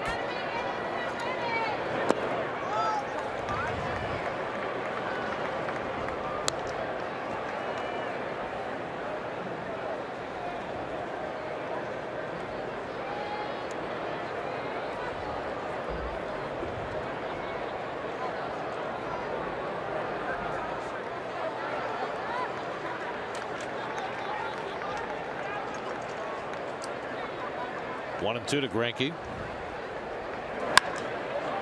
Flies one foul. Garrett, I've been yapping this whole thing about that play. What was going on? 1-3. I missed this whole inning. You got me all excited. You know, I like when you get excited like that. Because you have such great enthusiasm for the way the game is supposed to be played. And few people can articulate it the way you can.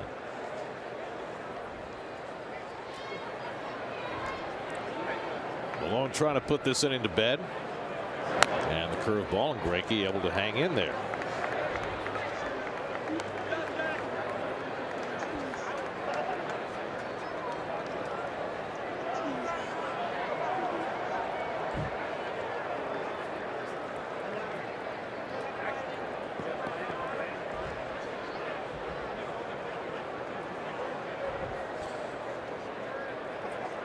Drury at second, Mathis at first with 2 out.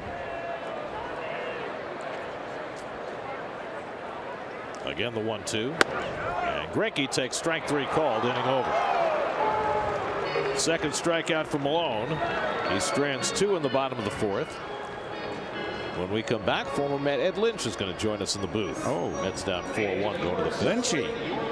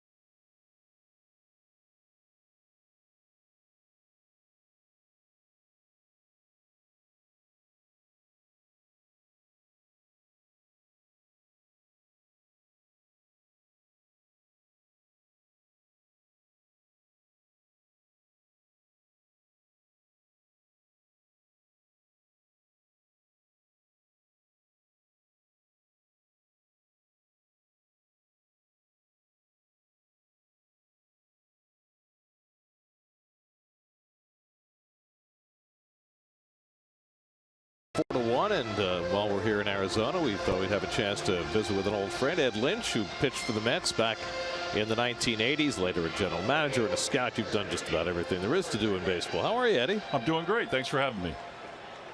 He was your teammate. I know. He actually, Ed, in 1984, when I first full season with the Mets, I had my new condo I bought from the Fred Wilpon. And Ed had no place to stay yet, so he stayed. I came to my house, my condo, and I had my whole living room was stacked to the ceiling in boxes. And I'm going, I got to play opening day, and Ed's not. Ed was our 5th starter. He didn't have to pitch till 5 days, with an off day in between. And Ed unpacked my whole living room. I'll never forget that. Well, I remember unpacking 16 Gold Gloves and a Civil War rifle. So that was the prelude to you asking Jerry to help you move. Yes, yes, it was. Granderson hits one deep to right, back toward the wall, and it's out of here. Curtis Granderson goes deep, leading off the 5th inning. And the Mets creep closer. It's now 4-2. 3rd home run of the year for Granderson and his 2nd RBI of the night. Well, maybe hitting in the 8-hole agrees with Curtis.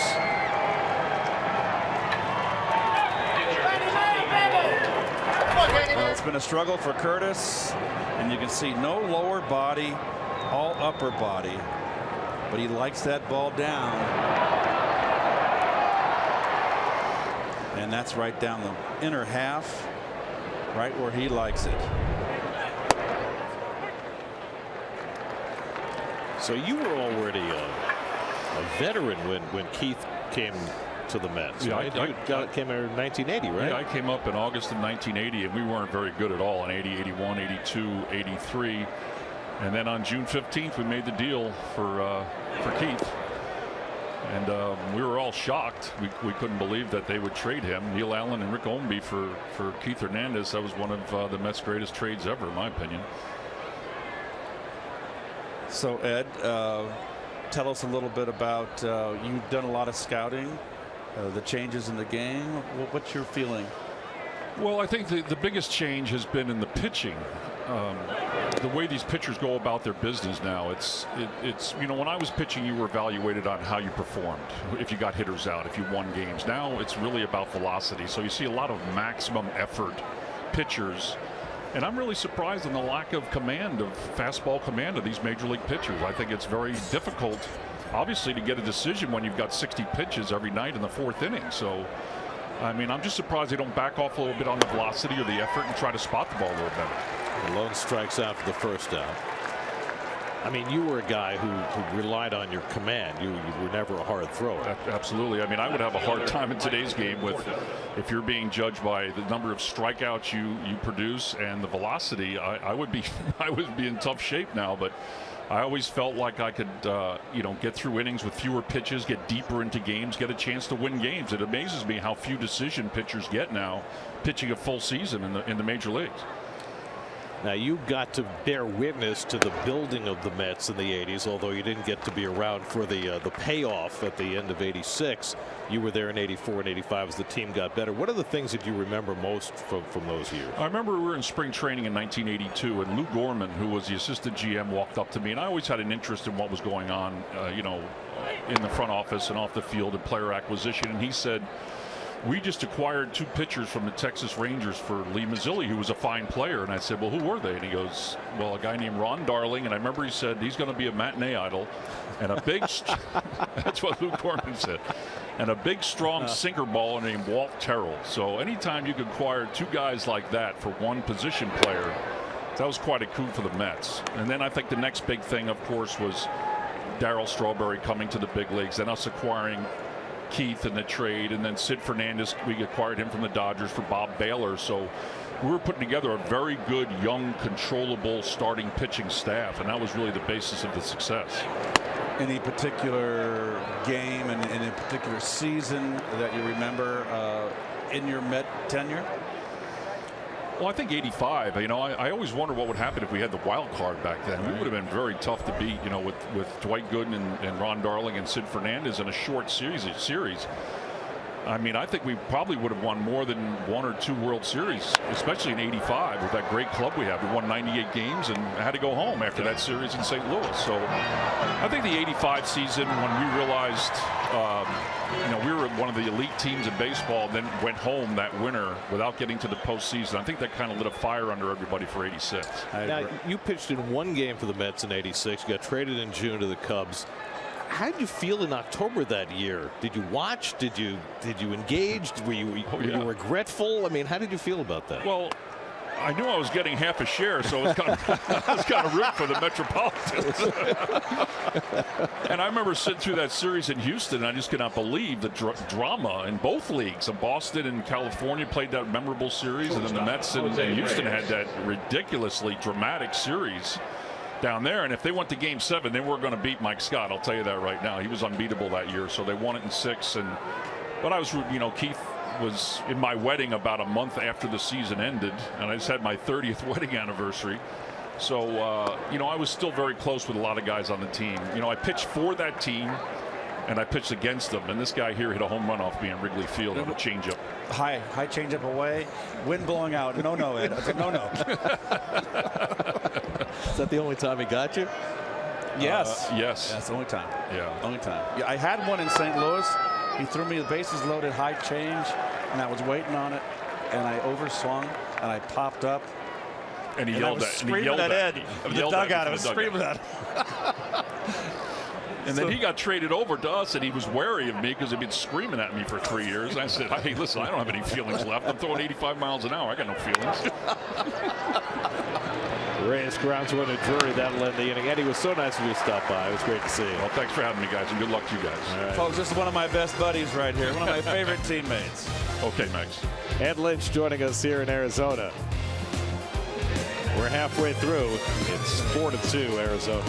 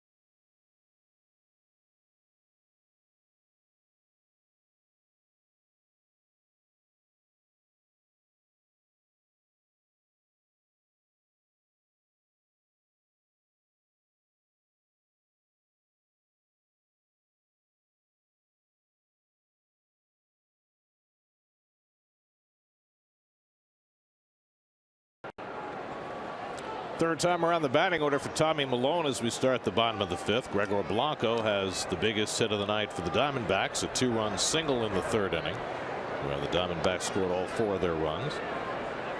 Blanco's 1 for 2 tonight. Nick Ahmed on deck, and then Paul Goldschmidt against Milone, who worked out of trouble in the 4th inning.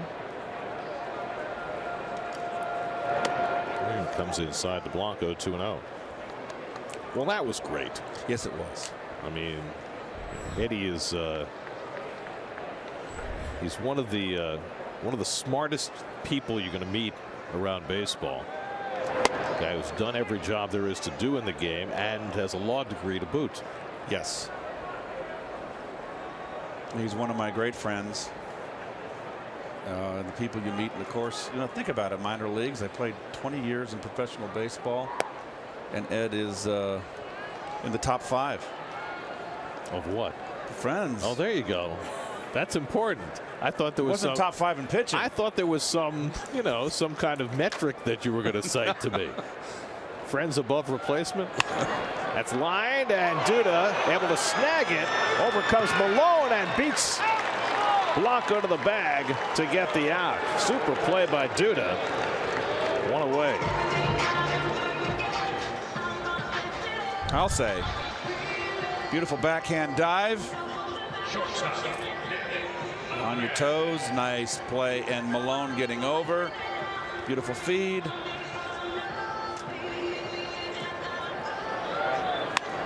No hesitation from Malone. Busting over to cover that bag.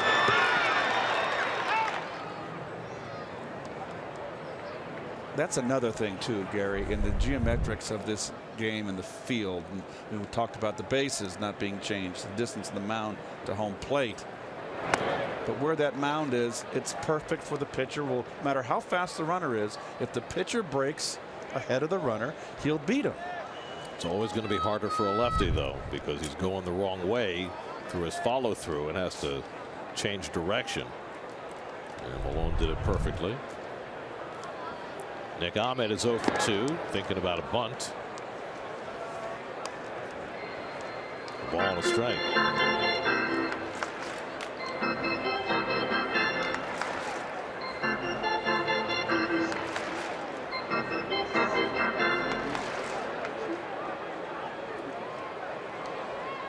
Paul Goldschmidt looming on deck.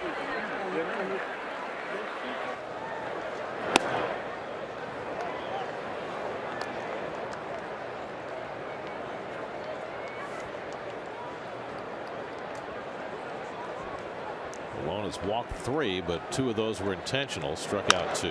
Ground ball toward the middle, and that'll go through for a base hit. So Nick Ahmed has the 5th Diamondbacks hit of the night.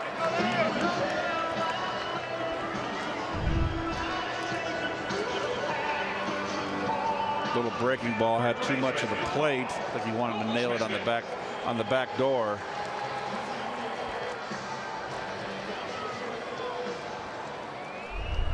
So that'll bring Goldschmidt to the plate.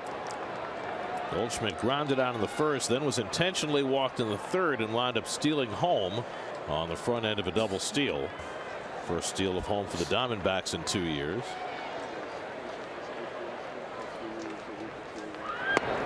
And Malone keeps it away from him. Ball 1.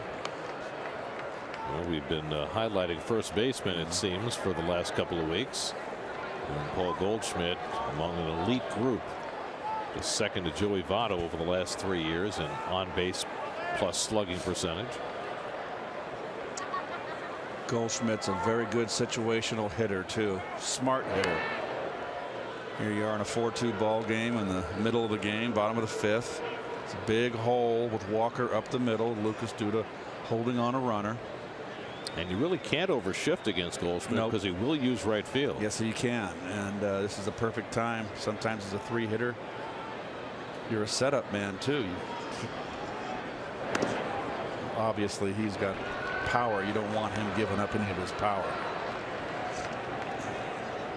Well, now Malone's put himself in a tight spot behind Goldschmidt 2-0. Chris Owings, the cleanup hitter, on deck.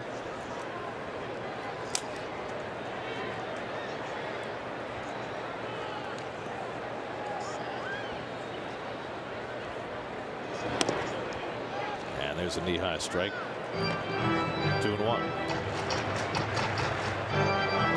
Goldschmidt had homered 3 times in his previous 2 games coming into this series and looked like he had another one last night.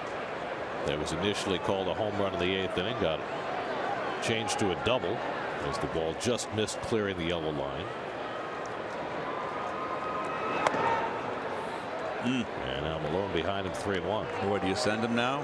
Big hitter like Goldschmidt. You send him loose at first base, but Goldschmidt, believe it or not, which is just amazing to me, 300 hitter, high 300s. He strikes out over 100 times. But he also walks over 100 times. Yep. So Paul Sewald up in the Mets bullpen. 3-1 hit in the air to right. Bruce eases back to the warning track. He'll have room. A step from the wall to get it. Ahmed thinks about going, but holds at first base, and there are 2 out. Boy, he just got under that ball. Had the right idea, trying to go the other way.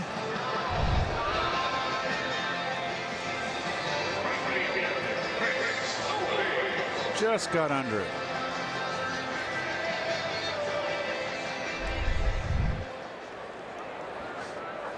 So now 2 out. Ahmed still at first, and here's Chris Owings, who singled to right to drive in a run in the 3rd. And he was the other part of that double steal that garnered the 4th Diamondbacks run.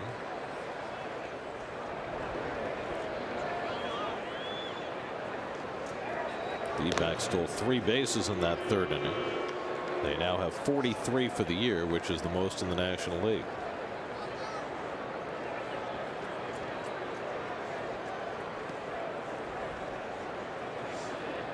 Ahmed has 2 stolen bases this season.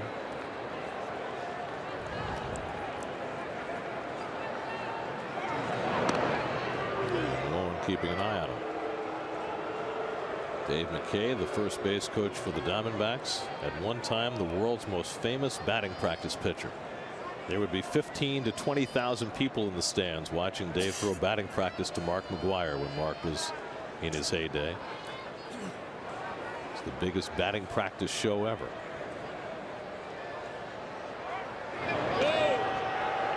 That's 3 in a row. And that draws the ire of the small gathering here at Chase Field.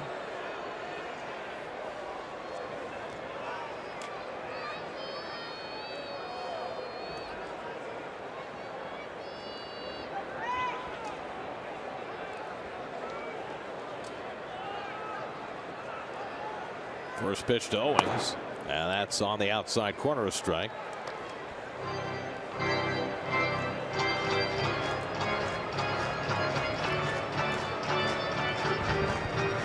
It's like Malone's able to maneuver that fastball. A little cut on it on the outside corner.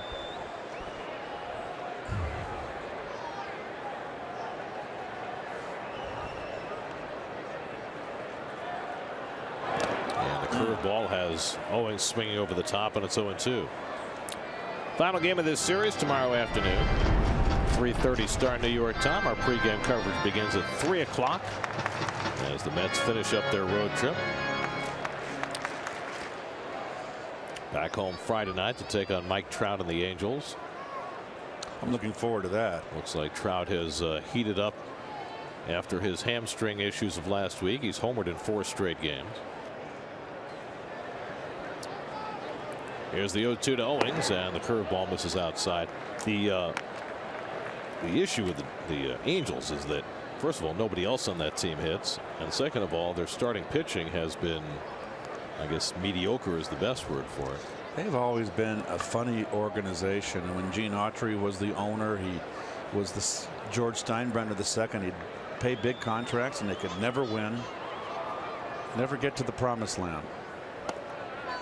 Well, they won their 1 World Series in 2002 when they beat the Giants, but they've been not able to duplicate that success. So although they're usually in the running, this year they're languishing. Game under 500 going into the night. Well, 82 when they had the Milwaukee Brewers down 3-2, and they lost that series. And of course 86 when they had the 3-1 lead on the Red Sox and let it get away. That's right, Gare. So both times.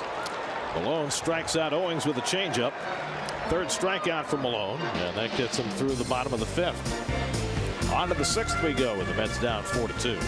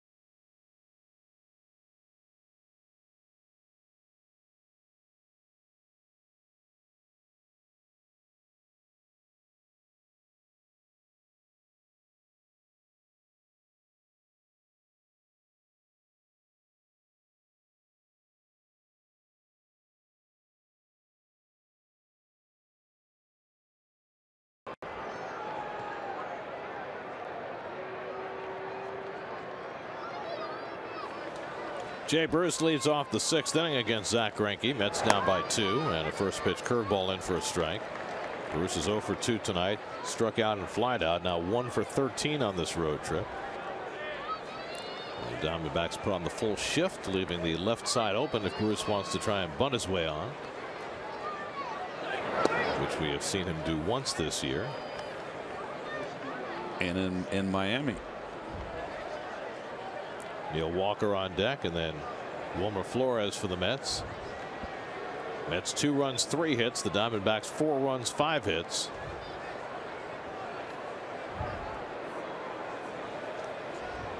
And Bruce takes the fastball inside from Greinke, 2-1. Bruce has never had much luck against Greinke, just 7 for 39. So hitting well below 200 against the Diamondbacks ace.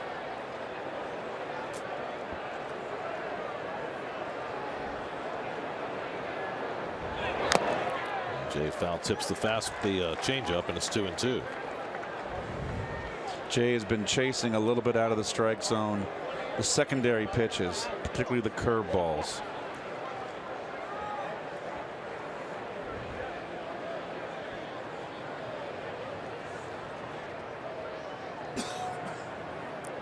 Two coming, and he misses with the changeup. Full count. Here's Greinke yelling at himself after misfiring that changeup.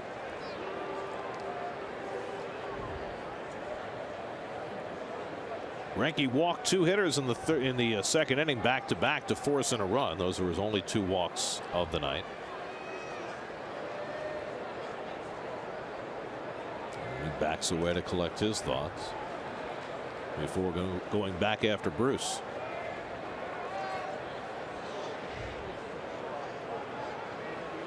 And Jay fouls it away. Another changeup from Greinke.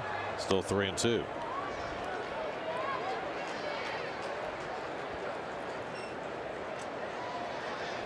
We have certainly seen since Jay became a Met late last year that he is a streaky hitter, and he had a real hot streak there for a while, and now he's in something of a funk. He hits this one out to left center, playable for Tomas. 1 out.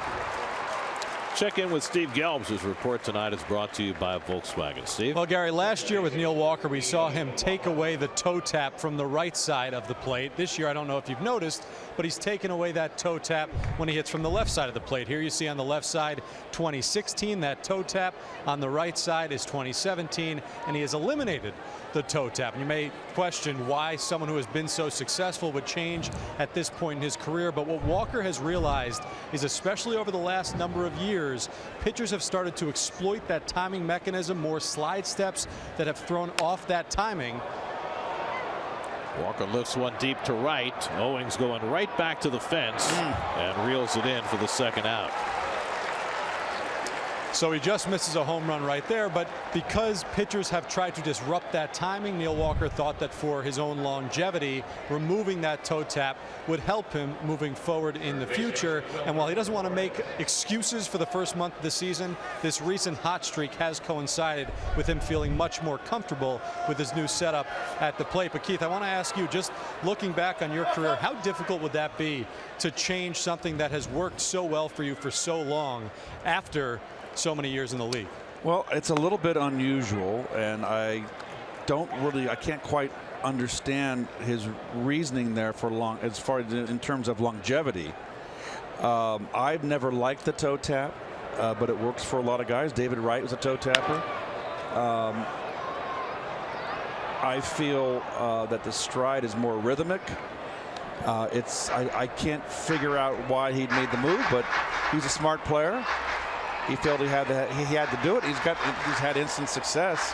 He's certainly taken off with the bat. He struggled early this year. Yeah, and Keith, I think in terms of what he meant by longevity is just that he had seen over the last number of years that toe tap prevent him from getting to some fastballs that he felt he should have gotten to. Okay, that makes sense then. Hey, no one knows Neil Walker better than Neil Walker. And the proof is in the pudding. Neil's now hit in 8 straight games, hitting over 400 over that span. Wilmer reaches out and pokes one to right center. Over comes Owens to get it, and that retires the side. 3 fly ball outs for Greinke to get him through the top of the 6th. Still 4-2 Arizona.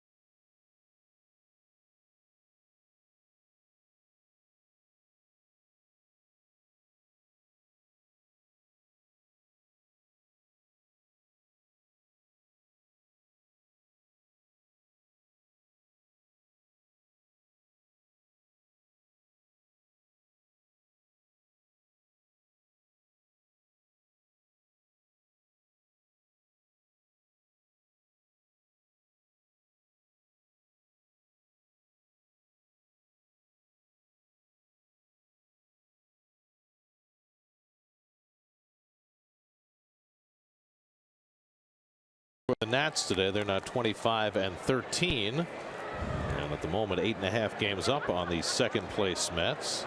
Yasmani Tomas takes outside as we start the bottom of the 6th. Tomas is 0 for 2, line to right, hit a comebacker. So Tommy Malone working into the 6th inning. He went 5 innings plus in his first start for the Mets, and he misses with a curveball, but Tomas went around, and it's 1-1.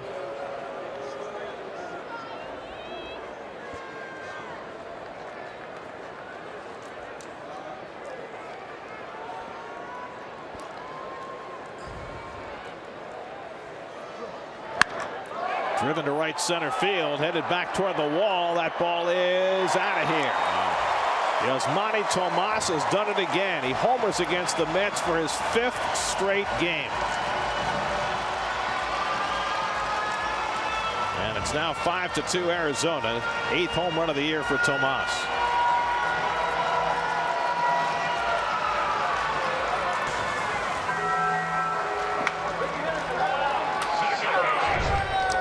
Fastball outside corner. He's set up that way. Oh, it came out over the outer half. Outer half. Little cutter that cut too much of the plate. Yasmani Tomas becomes only the 4th player to homer in 5 straight games against the Mets. Hank Aaron did it. Ryan Howard did it. Giancarlo Stanton has done it. And now Yasmani Tomas. Flores charging, throws out Drury for the first out. So that is some elite company in the, I'll say, pantheon of Met killers. Can't believe Chipper Jones isn't on the list. How about Stargell? When you hit it here, it's going to go out. And when you're big as strong as Yasmani Tomas, you can book it. Splashdown.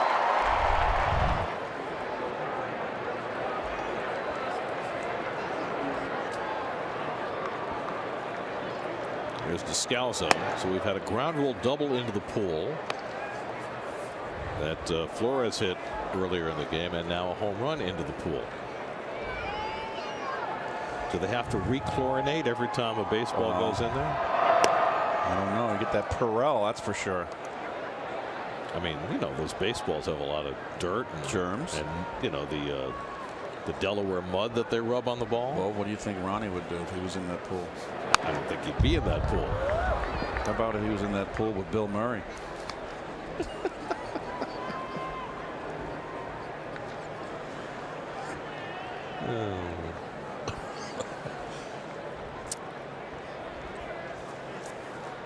Scalzo's walked and scored and lined out to center field. And Malone can't pick off that inside corner, and it's 2-2.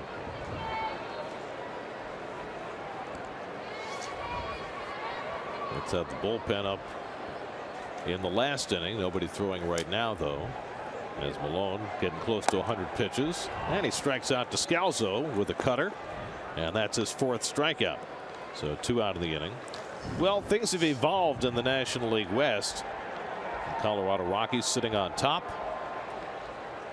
The Dodgers in the same spot as a year ago. But the Diamondbacks, who lost 93 games last year, who were sitting on the bottom, have been much more competitive this year. 22-18 going into the day, and it's the Giants who have sunk from the top down to 4th place. Yep. Mets are going to make a pitching change. Terry Collins is going to make a double switch. Tommy Malone out after 99 pitches over 5 2/3. Paul Sewald is coming in. 5-2 Diamondbacks. We'll be right back.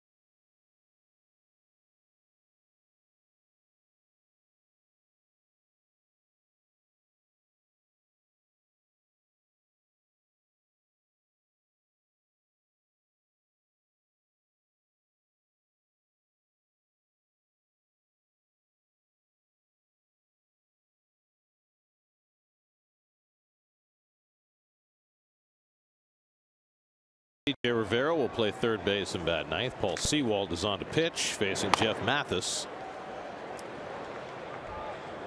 There's TJ. He goes in the 9-hole. As Flores comes out of the game. Sewald last pitch Saturday night in Milwaukee, went 2 innings, allowed a run on 3 hits. Now his 8th appearance.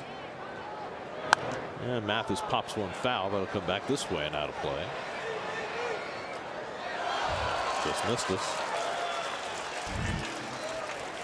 Well, Mathis has had himself quite a series. A single and a home run last night, a double and a walk today. For a lifetime 195 hitter.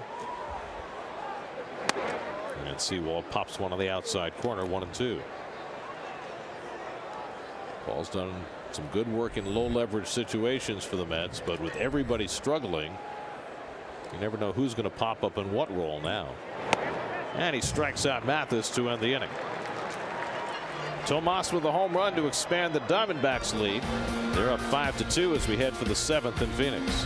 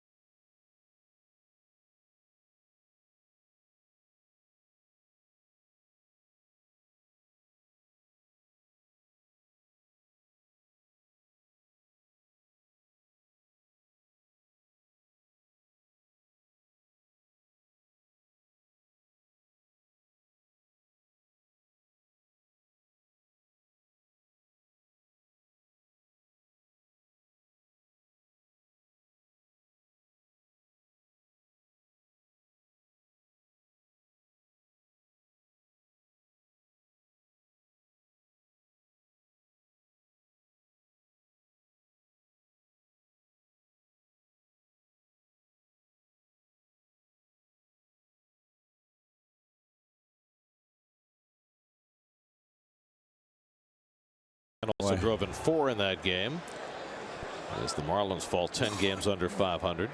Zach Greinke out to pitch the 7th inning with a 5-2 lead. Lucas Duda leads off. Greinke, after a rough 2nd inning, has retired 14 of the last 15 Met hitters. The only blemish in that period, the home run by Curtis Granderson in the 5th. Duda's gone 0 for 2, struck out twice, swinging in the 2nd, looking in the 4th. 2 of the 7 strikeouts for Greinke tonight. And Lucas pulls one into right for a base hit. So the Mets get the leadoff man on in the 7th, just their 4th hit of the night.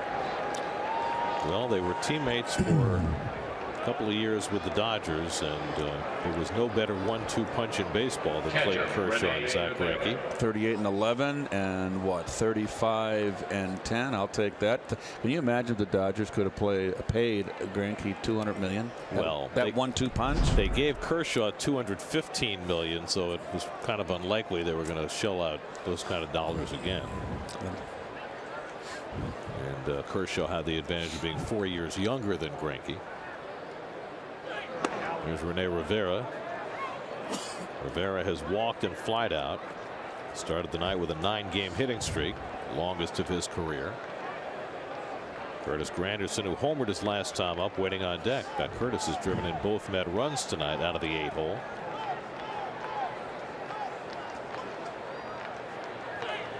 And Rene cues one foul, 1-1.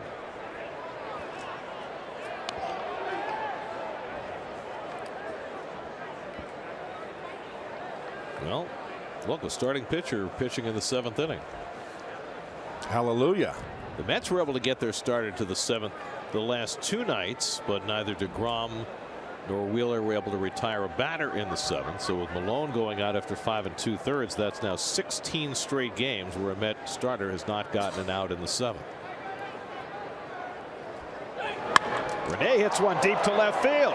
Back goes Tomas looking up. It's out of here. Rene Rivera with a 2-run homer, his 2nd home run of the year. And that pulls the Mets back to within a run. It's 5-4 Arizona. Boy, this guy is just smoking hot. Unbelievable. A defensive-oriented catcher who's never been much of a hitter, and he is on the best run of his life. Now has a 10-game hitting streak, and his 2-run homer gets the Mets right back in it.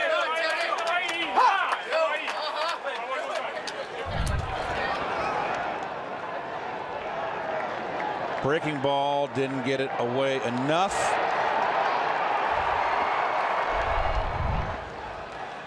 Second home run Greinke's allowed tonight. The first one came to Granderson.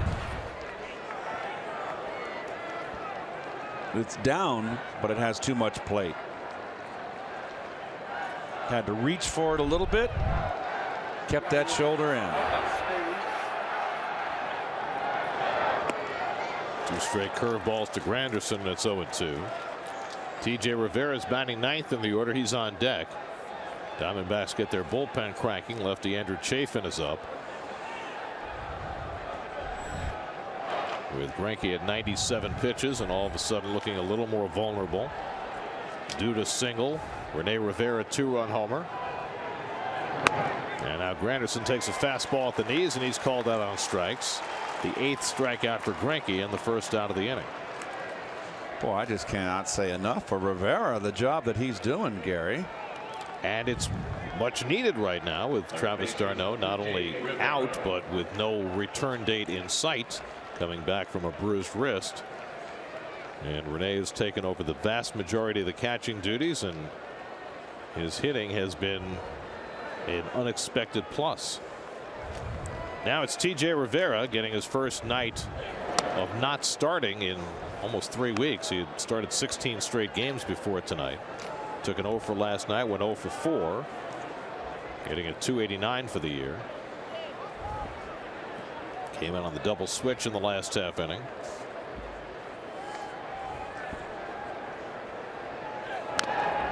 TJ fouls it off, 1-1.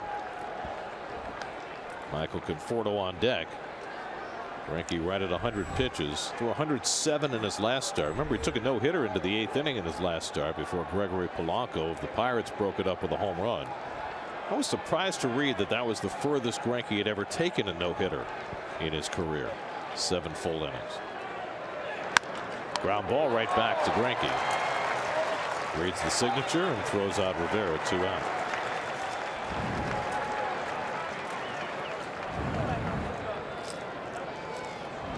So 2 up and 2 set aside after Rivera's home run. And here comes Torey Lovullo, and they're going to bring in the lefty to face Conforto. I had a hunch he was going to do that. So Greinke is done after 6 2/3. He will exit with a 1-run lead and put it in the hands of Andrew Chafin to face Conforto to try and get the final out in the top of the 7th. Greinke done. 5-4 Arizona in the 7th. We'll be right back to Phoenix.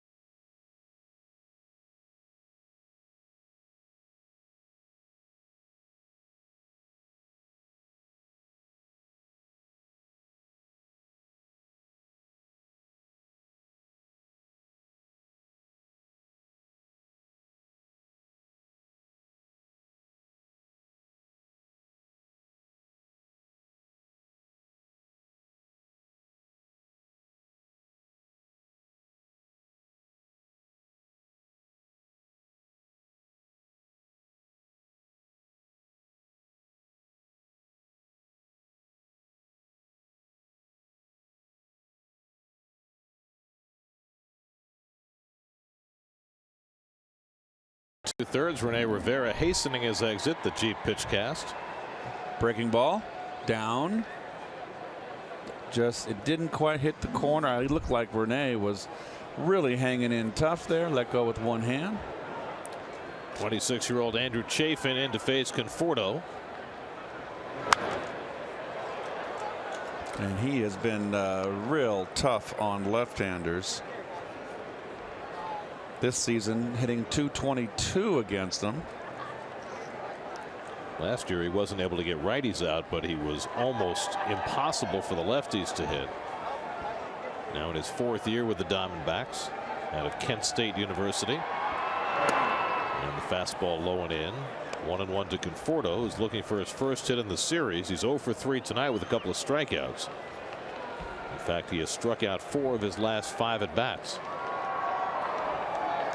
Full shift on against Michael.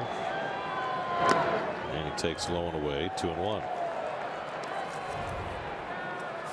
Conforto against lefties this year, 3 hits and 12 at bats, including a home run. He's gotten a few more opportunities lately and has been able to take advantage of them against lefties. It's just haven't faced that much left-hand starting pitching. They'll face one tomorrow. Good slider by Chafin. It's 2-2. Tomorrow Patrick Corbin goes for the Diamondbacks, and you have to assume Conforto is going to be in the lineup. I would think so. Swinging a hot bat, although he's been cooled a little bit here. Cool in the desert? In the morning. And Conforto strikes out on the slider, inning over. Third straight time that Conforto's been struck out. But the Mets creep closer on Rene Rivera's second home run of the year. Rivera now with a 10-game hitting streak. His 2-run shot pulls the Mets within a run. 7th inning stretch time. D-backs 5, Mets 4.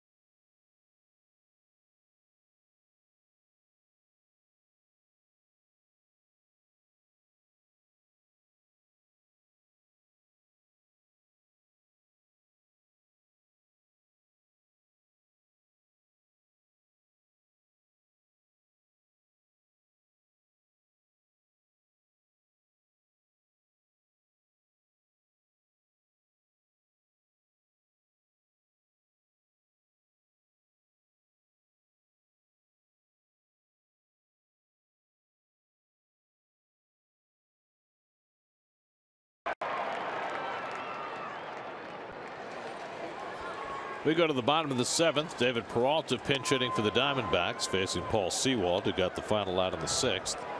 Peralta pinch hitting for the 2nd straight night, out of the lineup for the 2nd straight night with a strained gluteus maximus, which is not a Roman emperor. 1-1 to Peralta.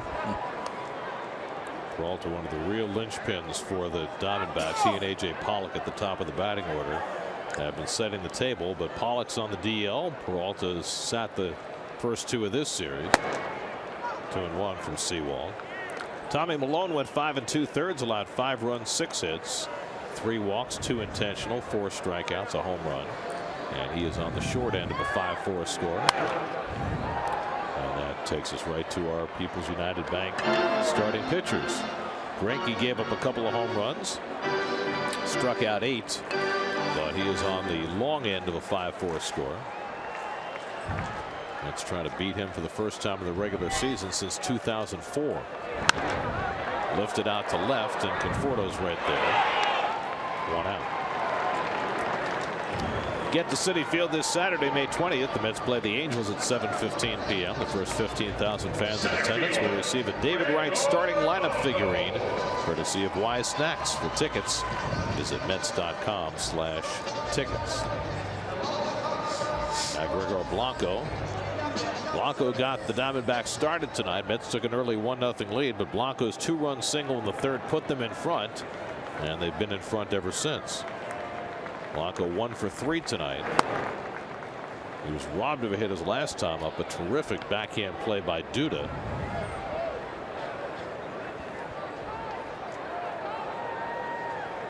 Blanco spent 5 years with the Giants before signing with the Diamondbacks this spring. Sewald misses with the slider. 2-0.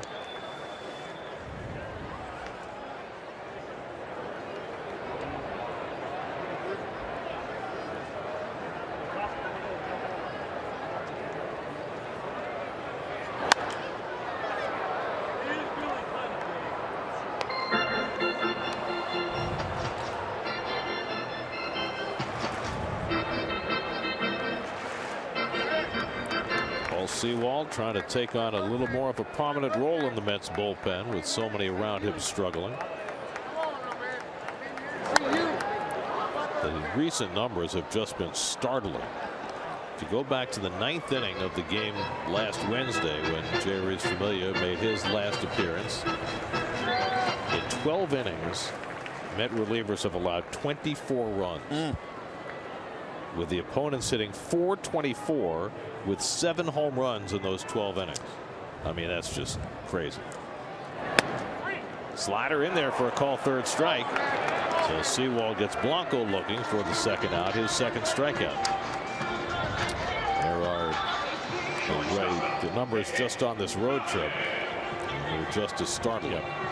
They've given up 23 home runs on the year, Garrett, in 37 games. That's tied for third in Major League Baseball. Well, the starters have struggled. The bullpen has struggled. They go hand in hand. Starters haven't been going deep enough into games. Puts more pressure on the bullpen. Too many appearances for too many different relievers. And it's all kind of snowballed from there. Nick Ahmed is 1 for 3 today. Another good slider by Sewald. He's had that pitch working. It's 0-2. Well, Sewald's going to be tough on right-handers, really doubly tough. He's 3/4. Left-handers is going to be his bugaboo. He's going to have to be very, very careful against the lefties. 0-2 coming. And Ahmed fouls it away. Well, Paul Sewald almost made the team out of spring training. He had a great March down in Port St. Lucie. He was really the 26th man, and so was left behind. Started the year in Vegas. Has had a couple of call-ups now, and with everything going awry, getting more of a look now. If you missed it earlier, the Mets added a reliever, Neil Ramirez, who had been designated for assignment twice this year by the Giants and the Blue Jays. The Mets signed him, and he is here and available tonight. Let's put Asdrubal Cabrera on the DL, so they're carrying 13 pitchers now. And Ahmed strikes out on the fastball, so Sewald with a very impressive inning gets him out 1-2-3 with a couple of punch-outs. Sewald retires 4 in a row, striking out 3. That sends us to the 8th with the Mets down a run.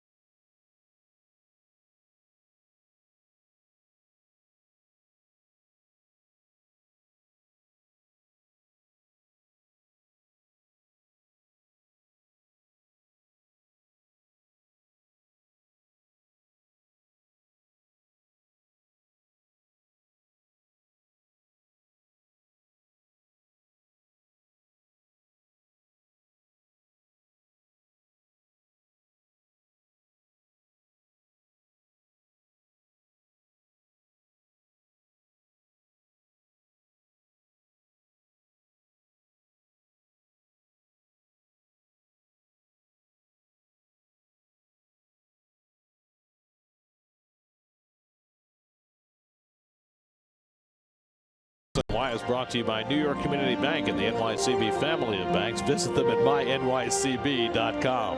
By Dodge, test drive a Dodge Durango at the Dodge Memorial Day sales event going on now.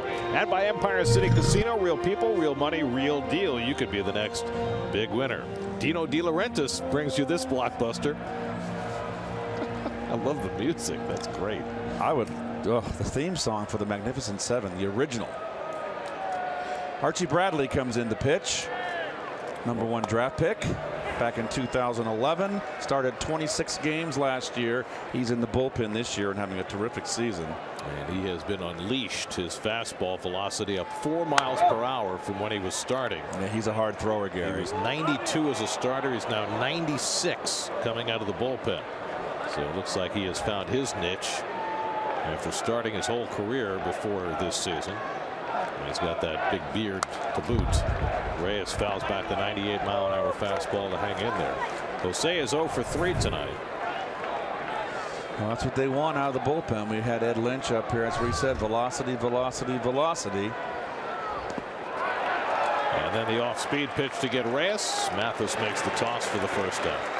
All those fastballs upstairs and the hard curve in the dirt. Textbook. So 1 out and nobody on. Now Jay Bruce, who's 0 for 3 tonight. Well, Bradley has been the setup man. The veteran Fernando Rodney has been the closer. Rodney has had his ills. He got 9 of 11 in saves, but an ERA over 9.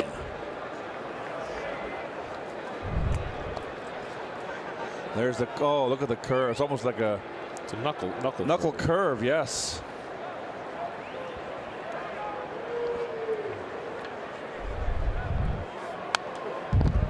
Bruce fouls off the fastball, 1-1. Archie Bradley from Broken Arrow, Oklahoma. That's just in the Tulsa area, I believe. Yes, it is. I should know that. Sounds very western. Broken Arrow. It does. I mean, it sounds like it should be part of that scene that we just showed with cactus and tumbleweeds. Well, there's no cactus in Oklahoma. Well, you know, it's the Great Plains. I'm just saying, Broken Arrow. It just has that feel, it has a feel of a western. Like the American Indians and all that. Should be John Wayne and Wyatt Earp. And why not? Bat Masterson. Right. Here's the 2-2 and the curveball in the dirt, and a full count to Bruce with Neil Walker on deck.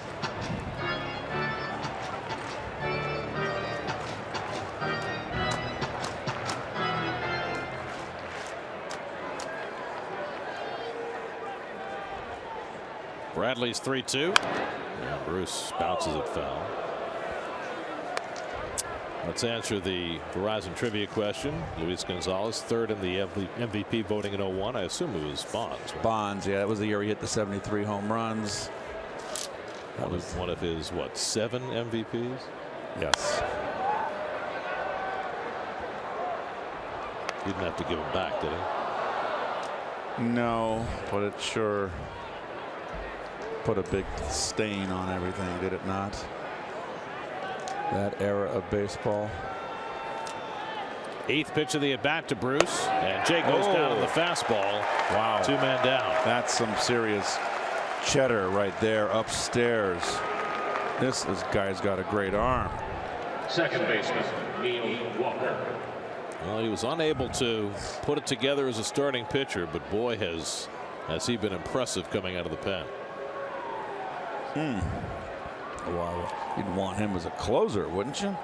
Matt will have that job before long. Yeah, he's 24 years of age. I think so. Yeah, especially when the closer is 40. Neil Walker hit one to the wall in right field his last time up that was caught. He's 1 for 3 on the night. Pitcher spot due up next. Juan Lagares is on deck to pinch hit. And Walker swings through the fastball, and it's 1-1. He's got a good upstairs gas. And the way the hitters are today, low ball hitters, they're not going to be able to touch that fastball above the letters.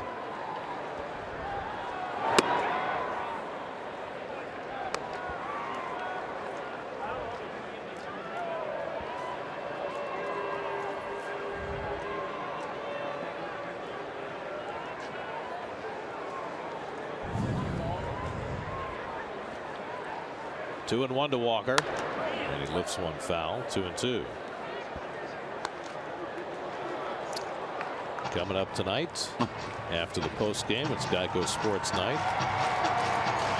Lottery, NBA, NHL, Tebow Mania. Geico Sports Night tonight. SNY. Walker shoots one foul. 98 from Bradley. He's throwing it, man. This ball's coming in with some sizzle.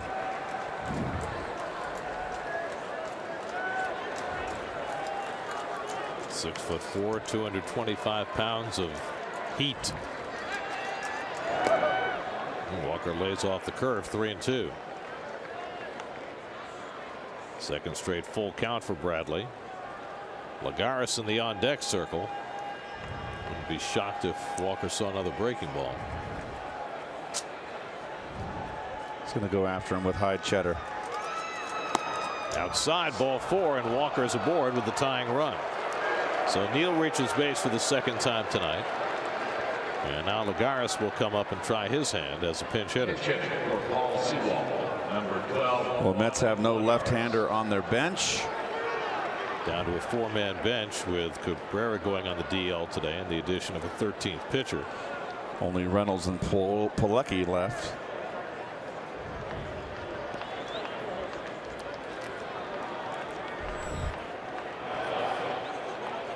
Addison Reed, Fernando Salas up in the bullpen. So here's Lagares. He takes inside from Bradley. Lagares has been hitting in some really hard luck lately. Played on Sunday, went 1 for 4, was robbed of a hit along the way.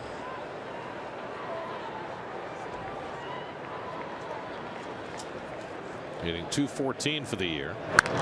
And he pops one foul. That'll come back out of play, 1-1.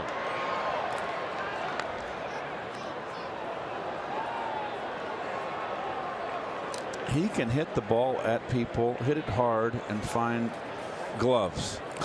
That's not a talent that you want to have.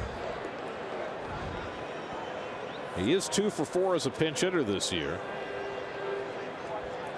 Looking to find the range against Bradley and get Duda to the plate. Walker at first and 2 out.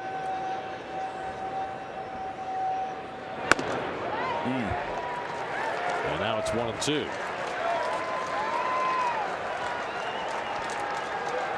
Is he looking for a breaking ball? I don't understand that one.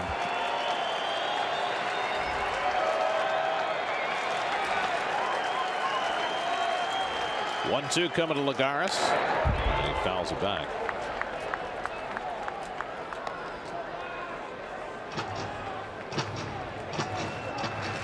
Archie Bradley made 26 starts for the Diamondbacks last year.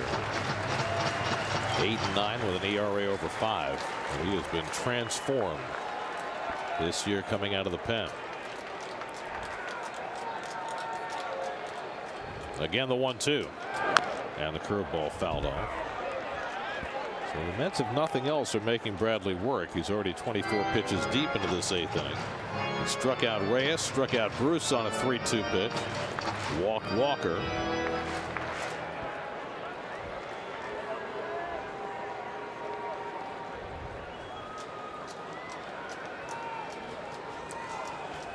One-two coming.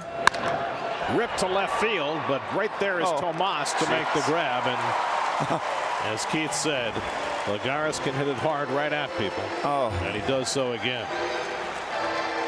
Good at bat, bad result for Lagares. Still a 1-run game.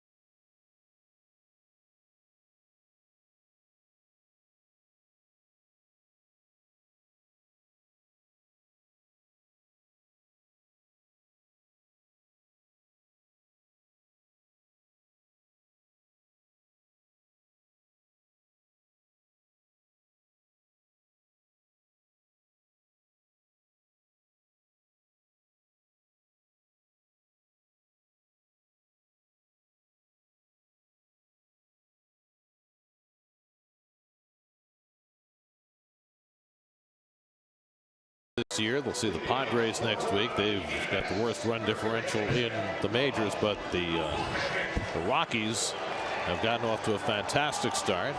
The Dodgers, with rookie Cody Bellinger providing them a big spark, are now 5 games over 500. And the Giants have played better lately. They won 4 in a row. I should say it's the first National League West park the Mets have played in this year. Fernando Salas will pitch in the bottom of the 8th, trying to keep this a 1-run game. Well, Salas's last outing was that disaster in Milwaukee. Got a big out there, and then things just blew up on him. Paul Goldschmidt 0 for 2 and an intentional walk tonight. Also stole home in the 3rd inning. Diamondbacks scored 4 in the 3rd, added a home run by Tomas in the 6th. Mets got closer with home runs by Granderson and Rivera, but down a run with Fernando Rodney getting ready to face the Mets in the 9th. And now Salas quickly behind on Goldschmidt, 3-0. Chris Owings on deck, then Yasmani Tomas. There's the 40-year-old Rodney, who we saw last year pitch very effectively in San Diego and horribly for the Marlins. Hit sign. Taking all the way.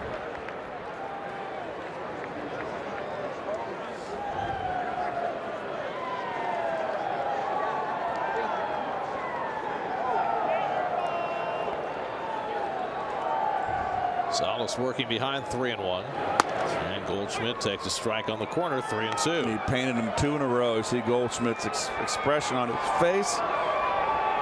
Had a 3-0 and a 3-1, and he said, I'm not going to swing at a knee-high outside corner black fastball. So now he's going to have to go hitting.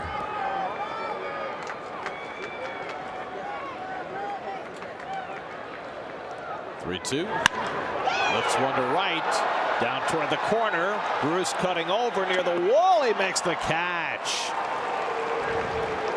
Well, Salas kept working him with fastballs away. Goldschmidt was ready for that one, but Bruce able to go to the corner to get it. Still had to reach for it a little bit. Jay gets a check where the wall is, because that's an angle. That wall angles in. Nice play by Bruce. Yes. So one hard out to start the bottom of the 8th, and now Chris Owings. Owings 1 for 3, drove in a run with a 3rd inning single. Salas, for a guy who does not throw very hard, certainly throws his fastball a lot. He sure does, and it's straight. And he doesn't throw hard enough, Gary, to pitch upstairs. He needs to get it down. There's a breaking ball and ripped into left field, a base hit for Owings. His second hit of the night. Maybe that's why he throws a lot of fastballs.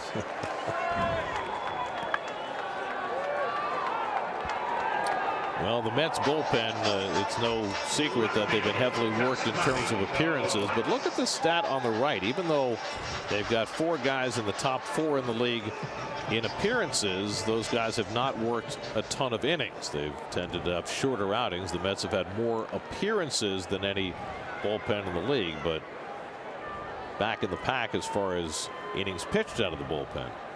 So I guess it depends on how you want to slice it. So how many relievers are there? They're probably, this is average 7. And what, how many teams? 15 teams? Right. Do the math for me, Gary. You know I'm bad. 7 times 15 is 105. Okay, so yeah, Robles would of course be the one that you'd work the most. Blevins is usually a 1 or 2 batter at a time guy, so even though he's high in appearances, low in innings. Here's Tomas, who homered his last time up. 5th straight game he's homered against the Mets, which ties the record. I mentioned it earlier. Hank Aaron, Ryan Howard, Giancarlo Stanton all homered in 5 straight games against the Mets, and now Yasmani Tomas has equaled that mark, and he'll have a chance to break it tomorrow. His home run went into the swimming pool in right center, his 8th of the year.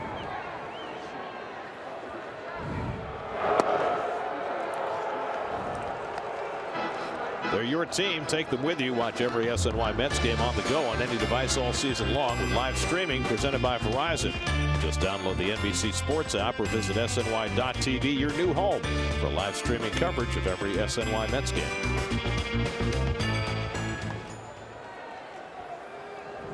Owings at first. He can steal a base. He's got 8 this year, and he's got a pretty healthy lead.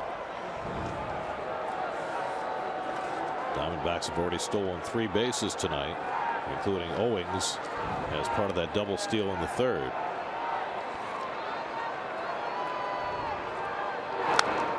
Tomas fouls it back off speed pitch from Salas, 1-1. And that's where you have to pitch Tomas. Inside, he's got a long swing. He's a big, strong guy. He winds up. He's like a locomotive.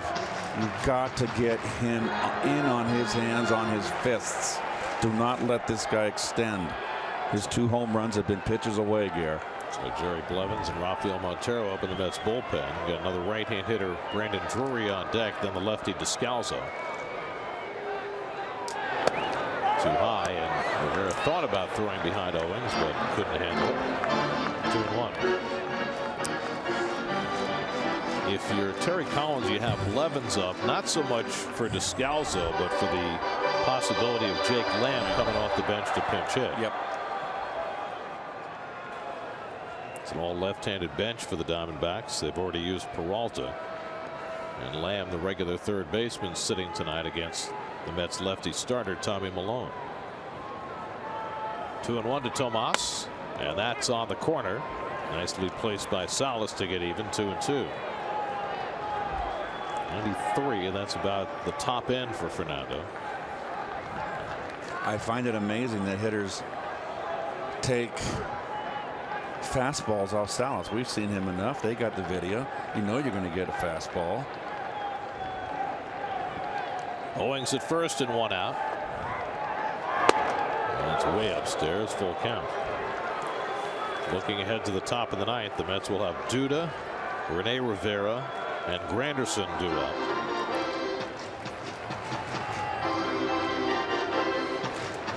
And 40-year-old Fernando Rodney getting ready to face them. And it would certainly behoove Salas to keep this a 1-run game. Mets have had some success against Rodney before.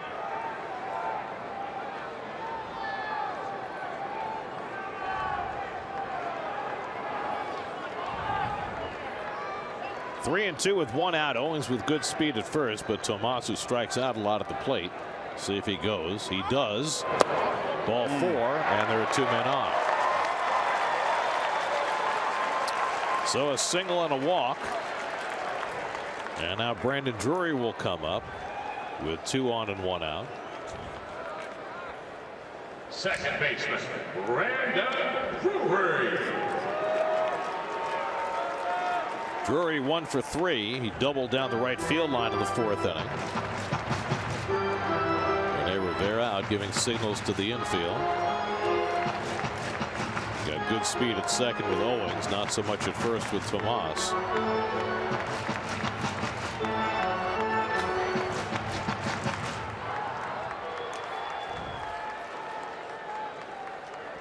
Drury having a terrific start to his season. Hitting at .320 and much better against right-handed pitching.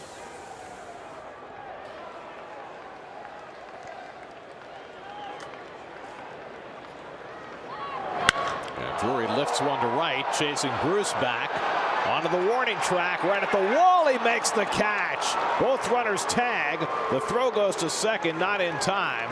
But Bruce, for the second time in this inning, going back into that right field corner. This one even closer to the wall. And he pulled down that drive by Drury for the second out. Well, I just did not think this ball was hit that good. Just carries here. And again, Bruce makes a nice play. The 3rd catch against the wall, actually, or near it in this game.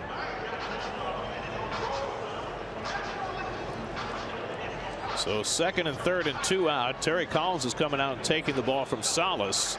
And they'll bring Jerry Blevins into the game with the left-hand hitter Descalso coming up. Salas leaves shaking his head. He's gotten a couple outs, leaves 2 on base. We'll be right back. Pitching number 39, Jerry Blevins.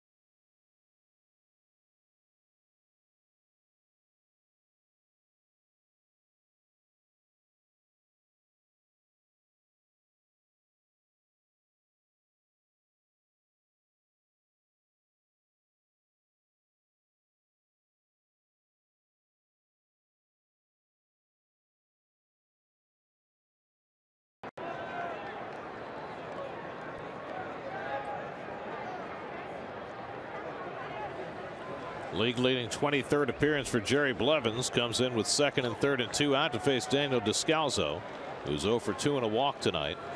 And the first pitch fastball in for a strike. Again, the bench, no right-handers on the bench of Arizona. As you look at Jerry's numbers, he pitched last night, had 2/3 of an inning, didn't give up a run, give up one base hit. It was a bloop single to center field.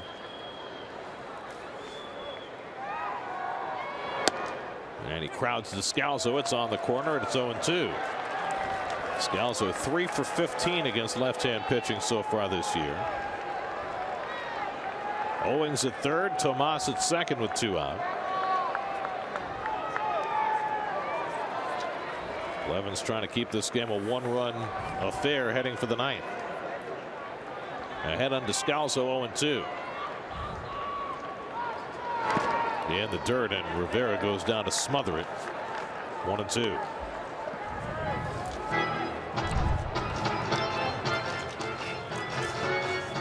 Look at him turn the glove to face the ball and get the body in front. Well done.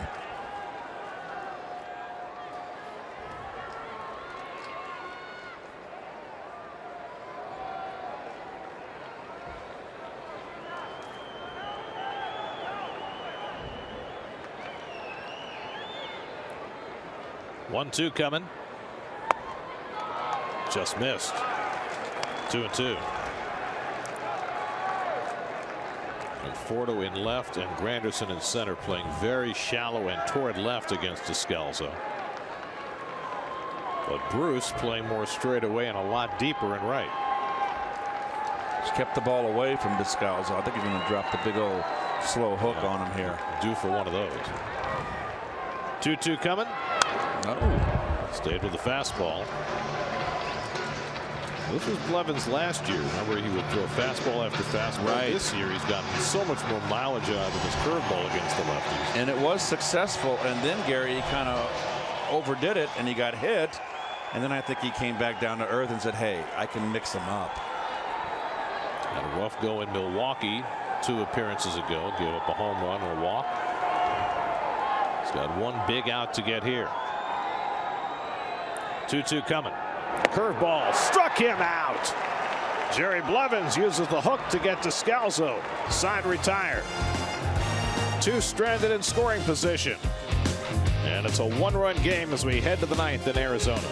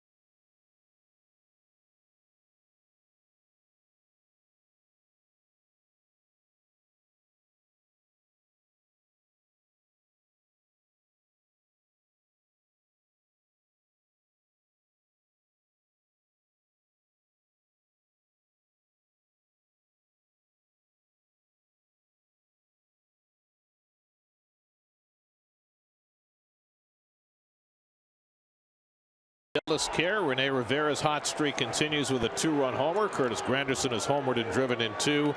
Mets are run shy as they come to bat in the 9th against the 40-year-old closer Fernando Rodney. Ray Fuentes will play left field in the 9th inning, and there is Senor Rodney. And you'd wonder with those numbers how in the heck he saved 9 out of 11 games. 9 walks in 13 2/3. And he starts off Lucas Duda with a fastball. Duda had a base hit and scored in front of Rivera's home run in the 7th. It'll be Duda, then Rene Rivera, then Curtis Granderson. If anybody gets on, TJ Rivera is in the 9-hole. Oh, there's his signature changeup in for a strike, and it's 0-2. And a good one, Gary. And a good one. Rodney now with his 8th different team. Last year had a great start in San Diego and then a terrible finish in Miami. And Duda lays off the high fastball at 96, 1-2. Fernando Rodney first came up with the Tigers in 2002. His best year was in Seattle in 2014 when he saved 48 games. Also had a great year in Tampa Bay in 2012 with 48 more saves. Always had the bill of his cap to the side. Duda pops one a mile high. Ahmed, the shortstop, playing on the right side into shallow right center to make the grab one away. Check out the latest installment of the JR Sports Brief on SNY.TV as JR weighs in on who's to blame for all the current Mets problems on SNY.TV, your online home of all things New York sports.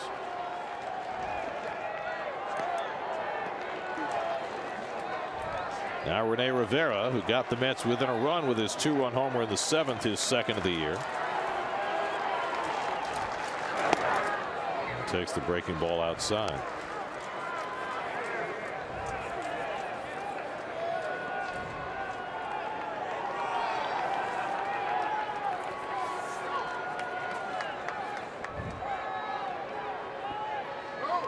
Oh boy, he choked on that one. Boy, he buried that one in the ground.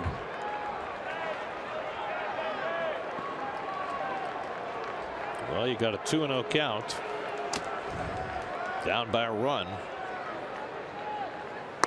And he takes a big rip at the fastball, 2-1. You knew what he was thinking all along.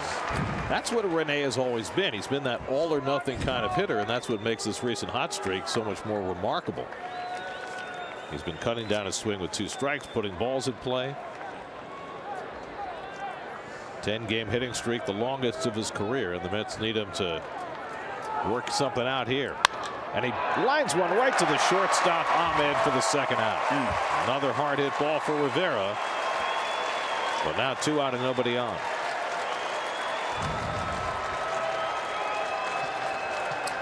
And so it's left to Curtis Granderson, who's had a better night tonight, hitting in the 8th hole for the first time in 6 years. He drew a bases loaded walk in the 2nd, and then hit his 3rd home run of the year in the 5th against Zach Greinke. Now bats here with the Mets down to their final out of the night. And Granderson takes the changeup for a strike. Curtis is 0 for 8 in his career against Fernando Rodney.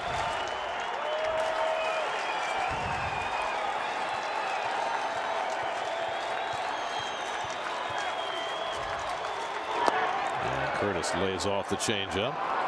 1-1. If Granderson can keep it going, TJ Rivera would be next. Rodney bidding for his 271st career save.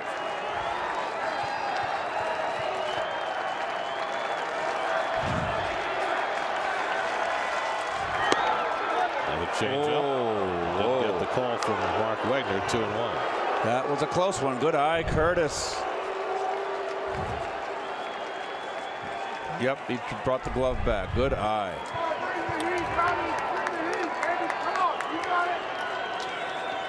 Two 2-1 to Granderson. And the fastball catches the inside corner. 97 from Rodney. And now the Mets are down to their final strike.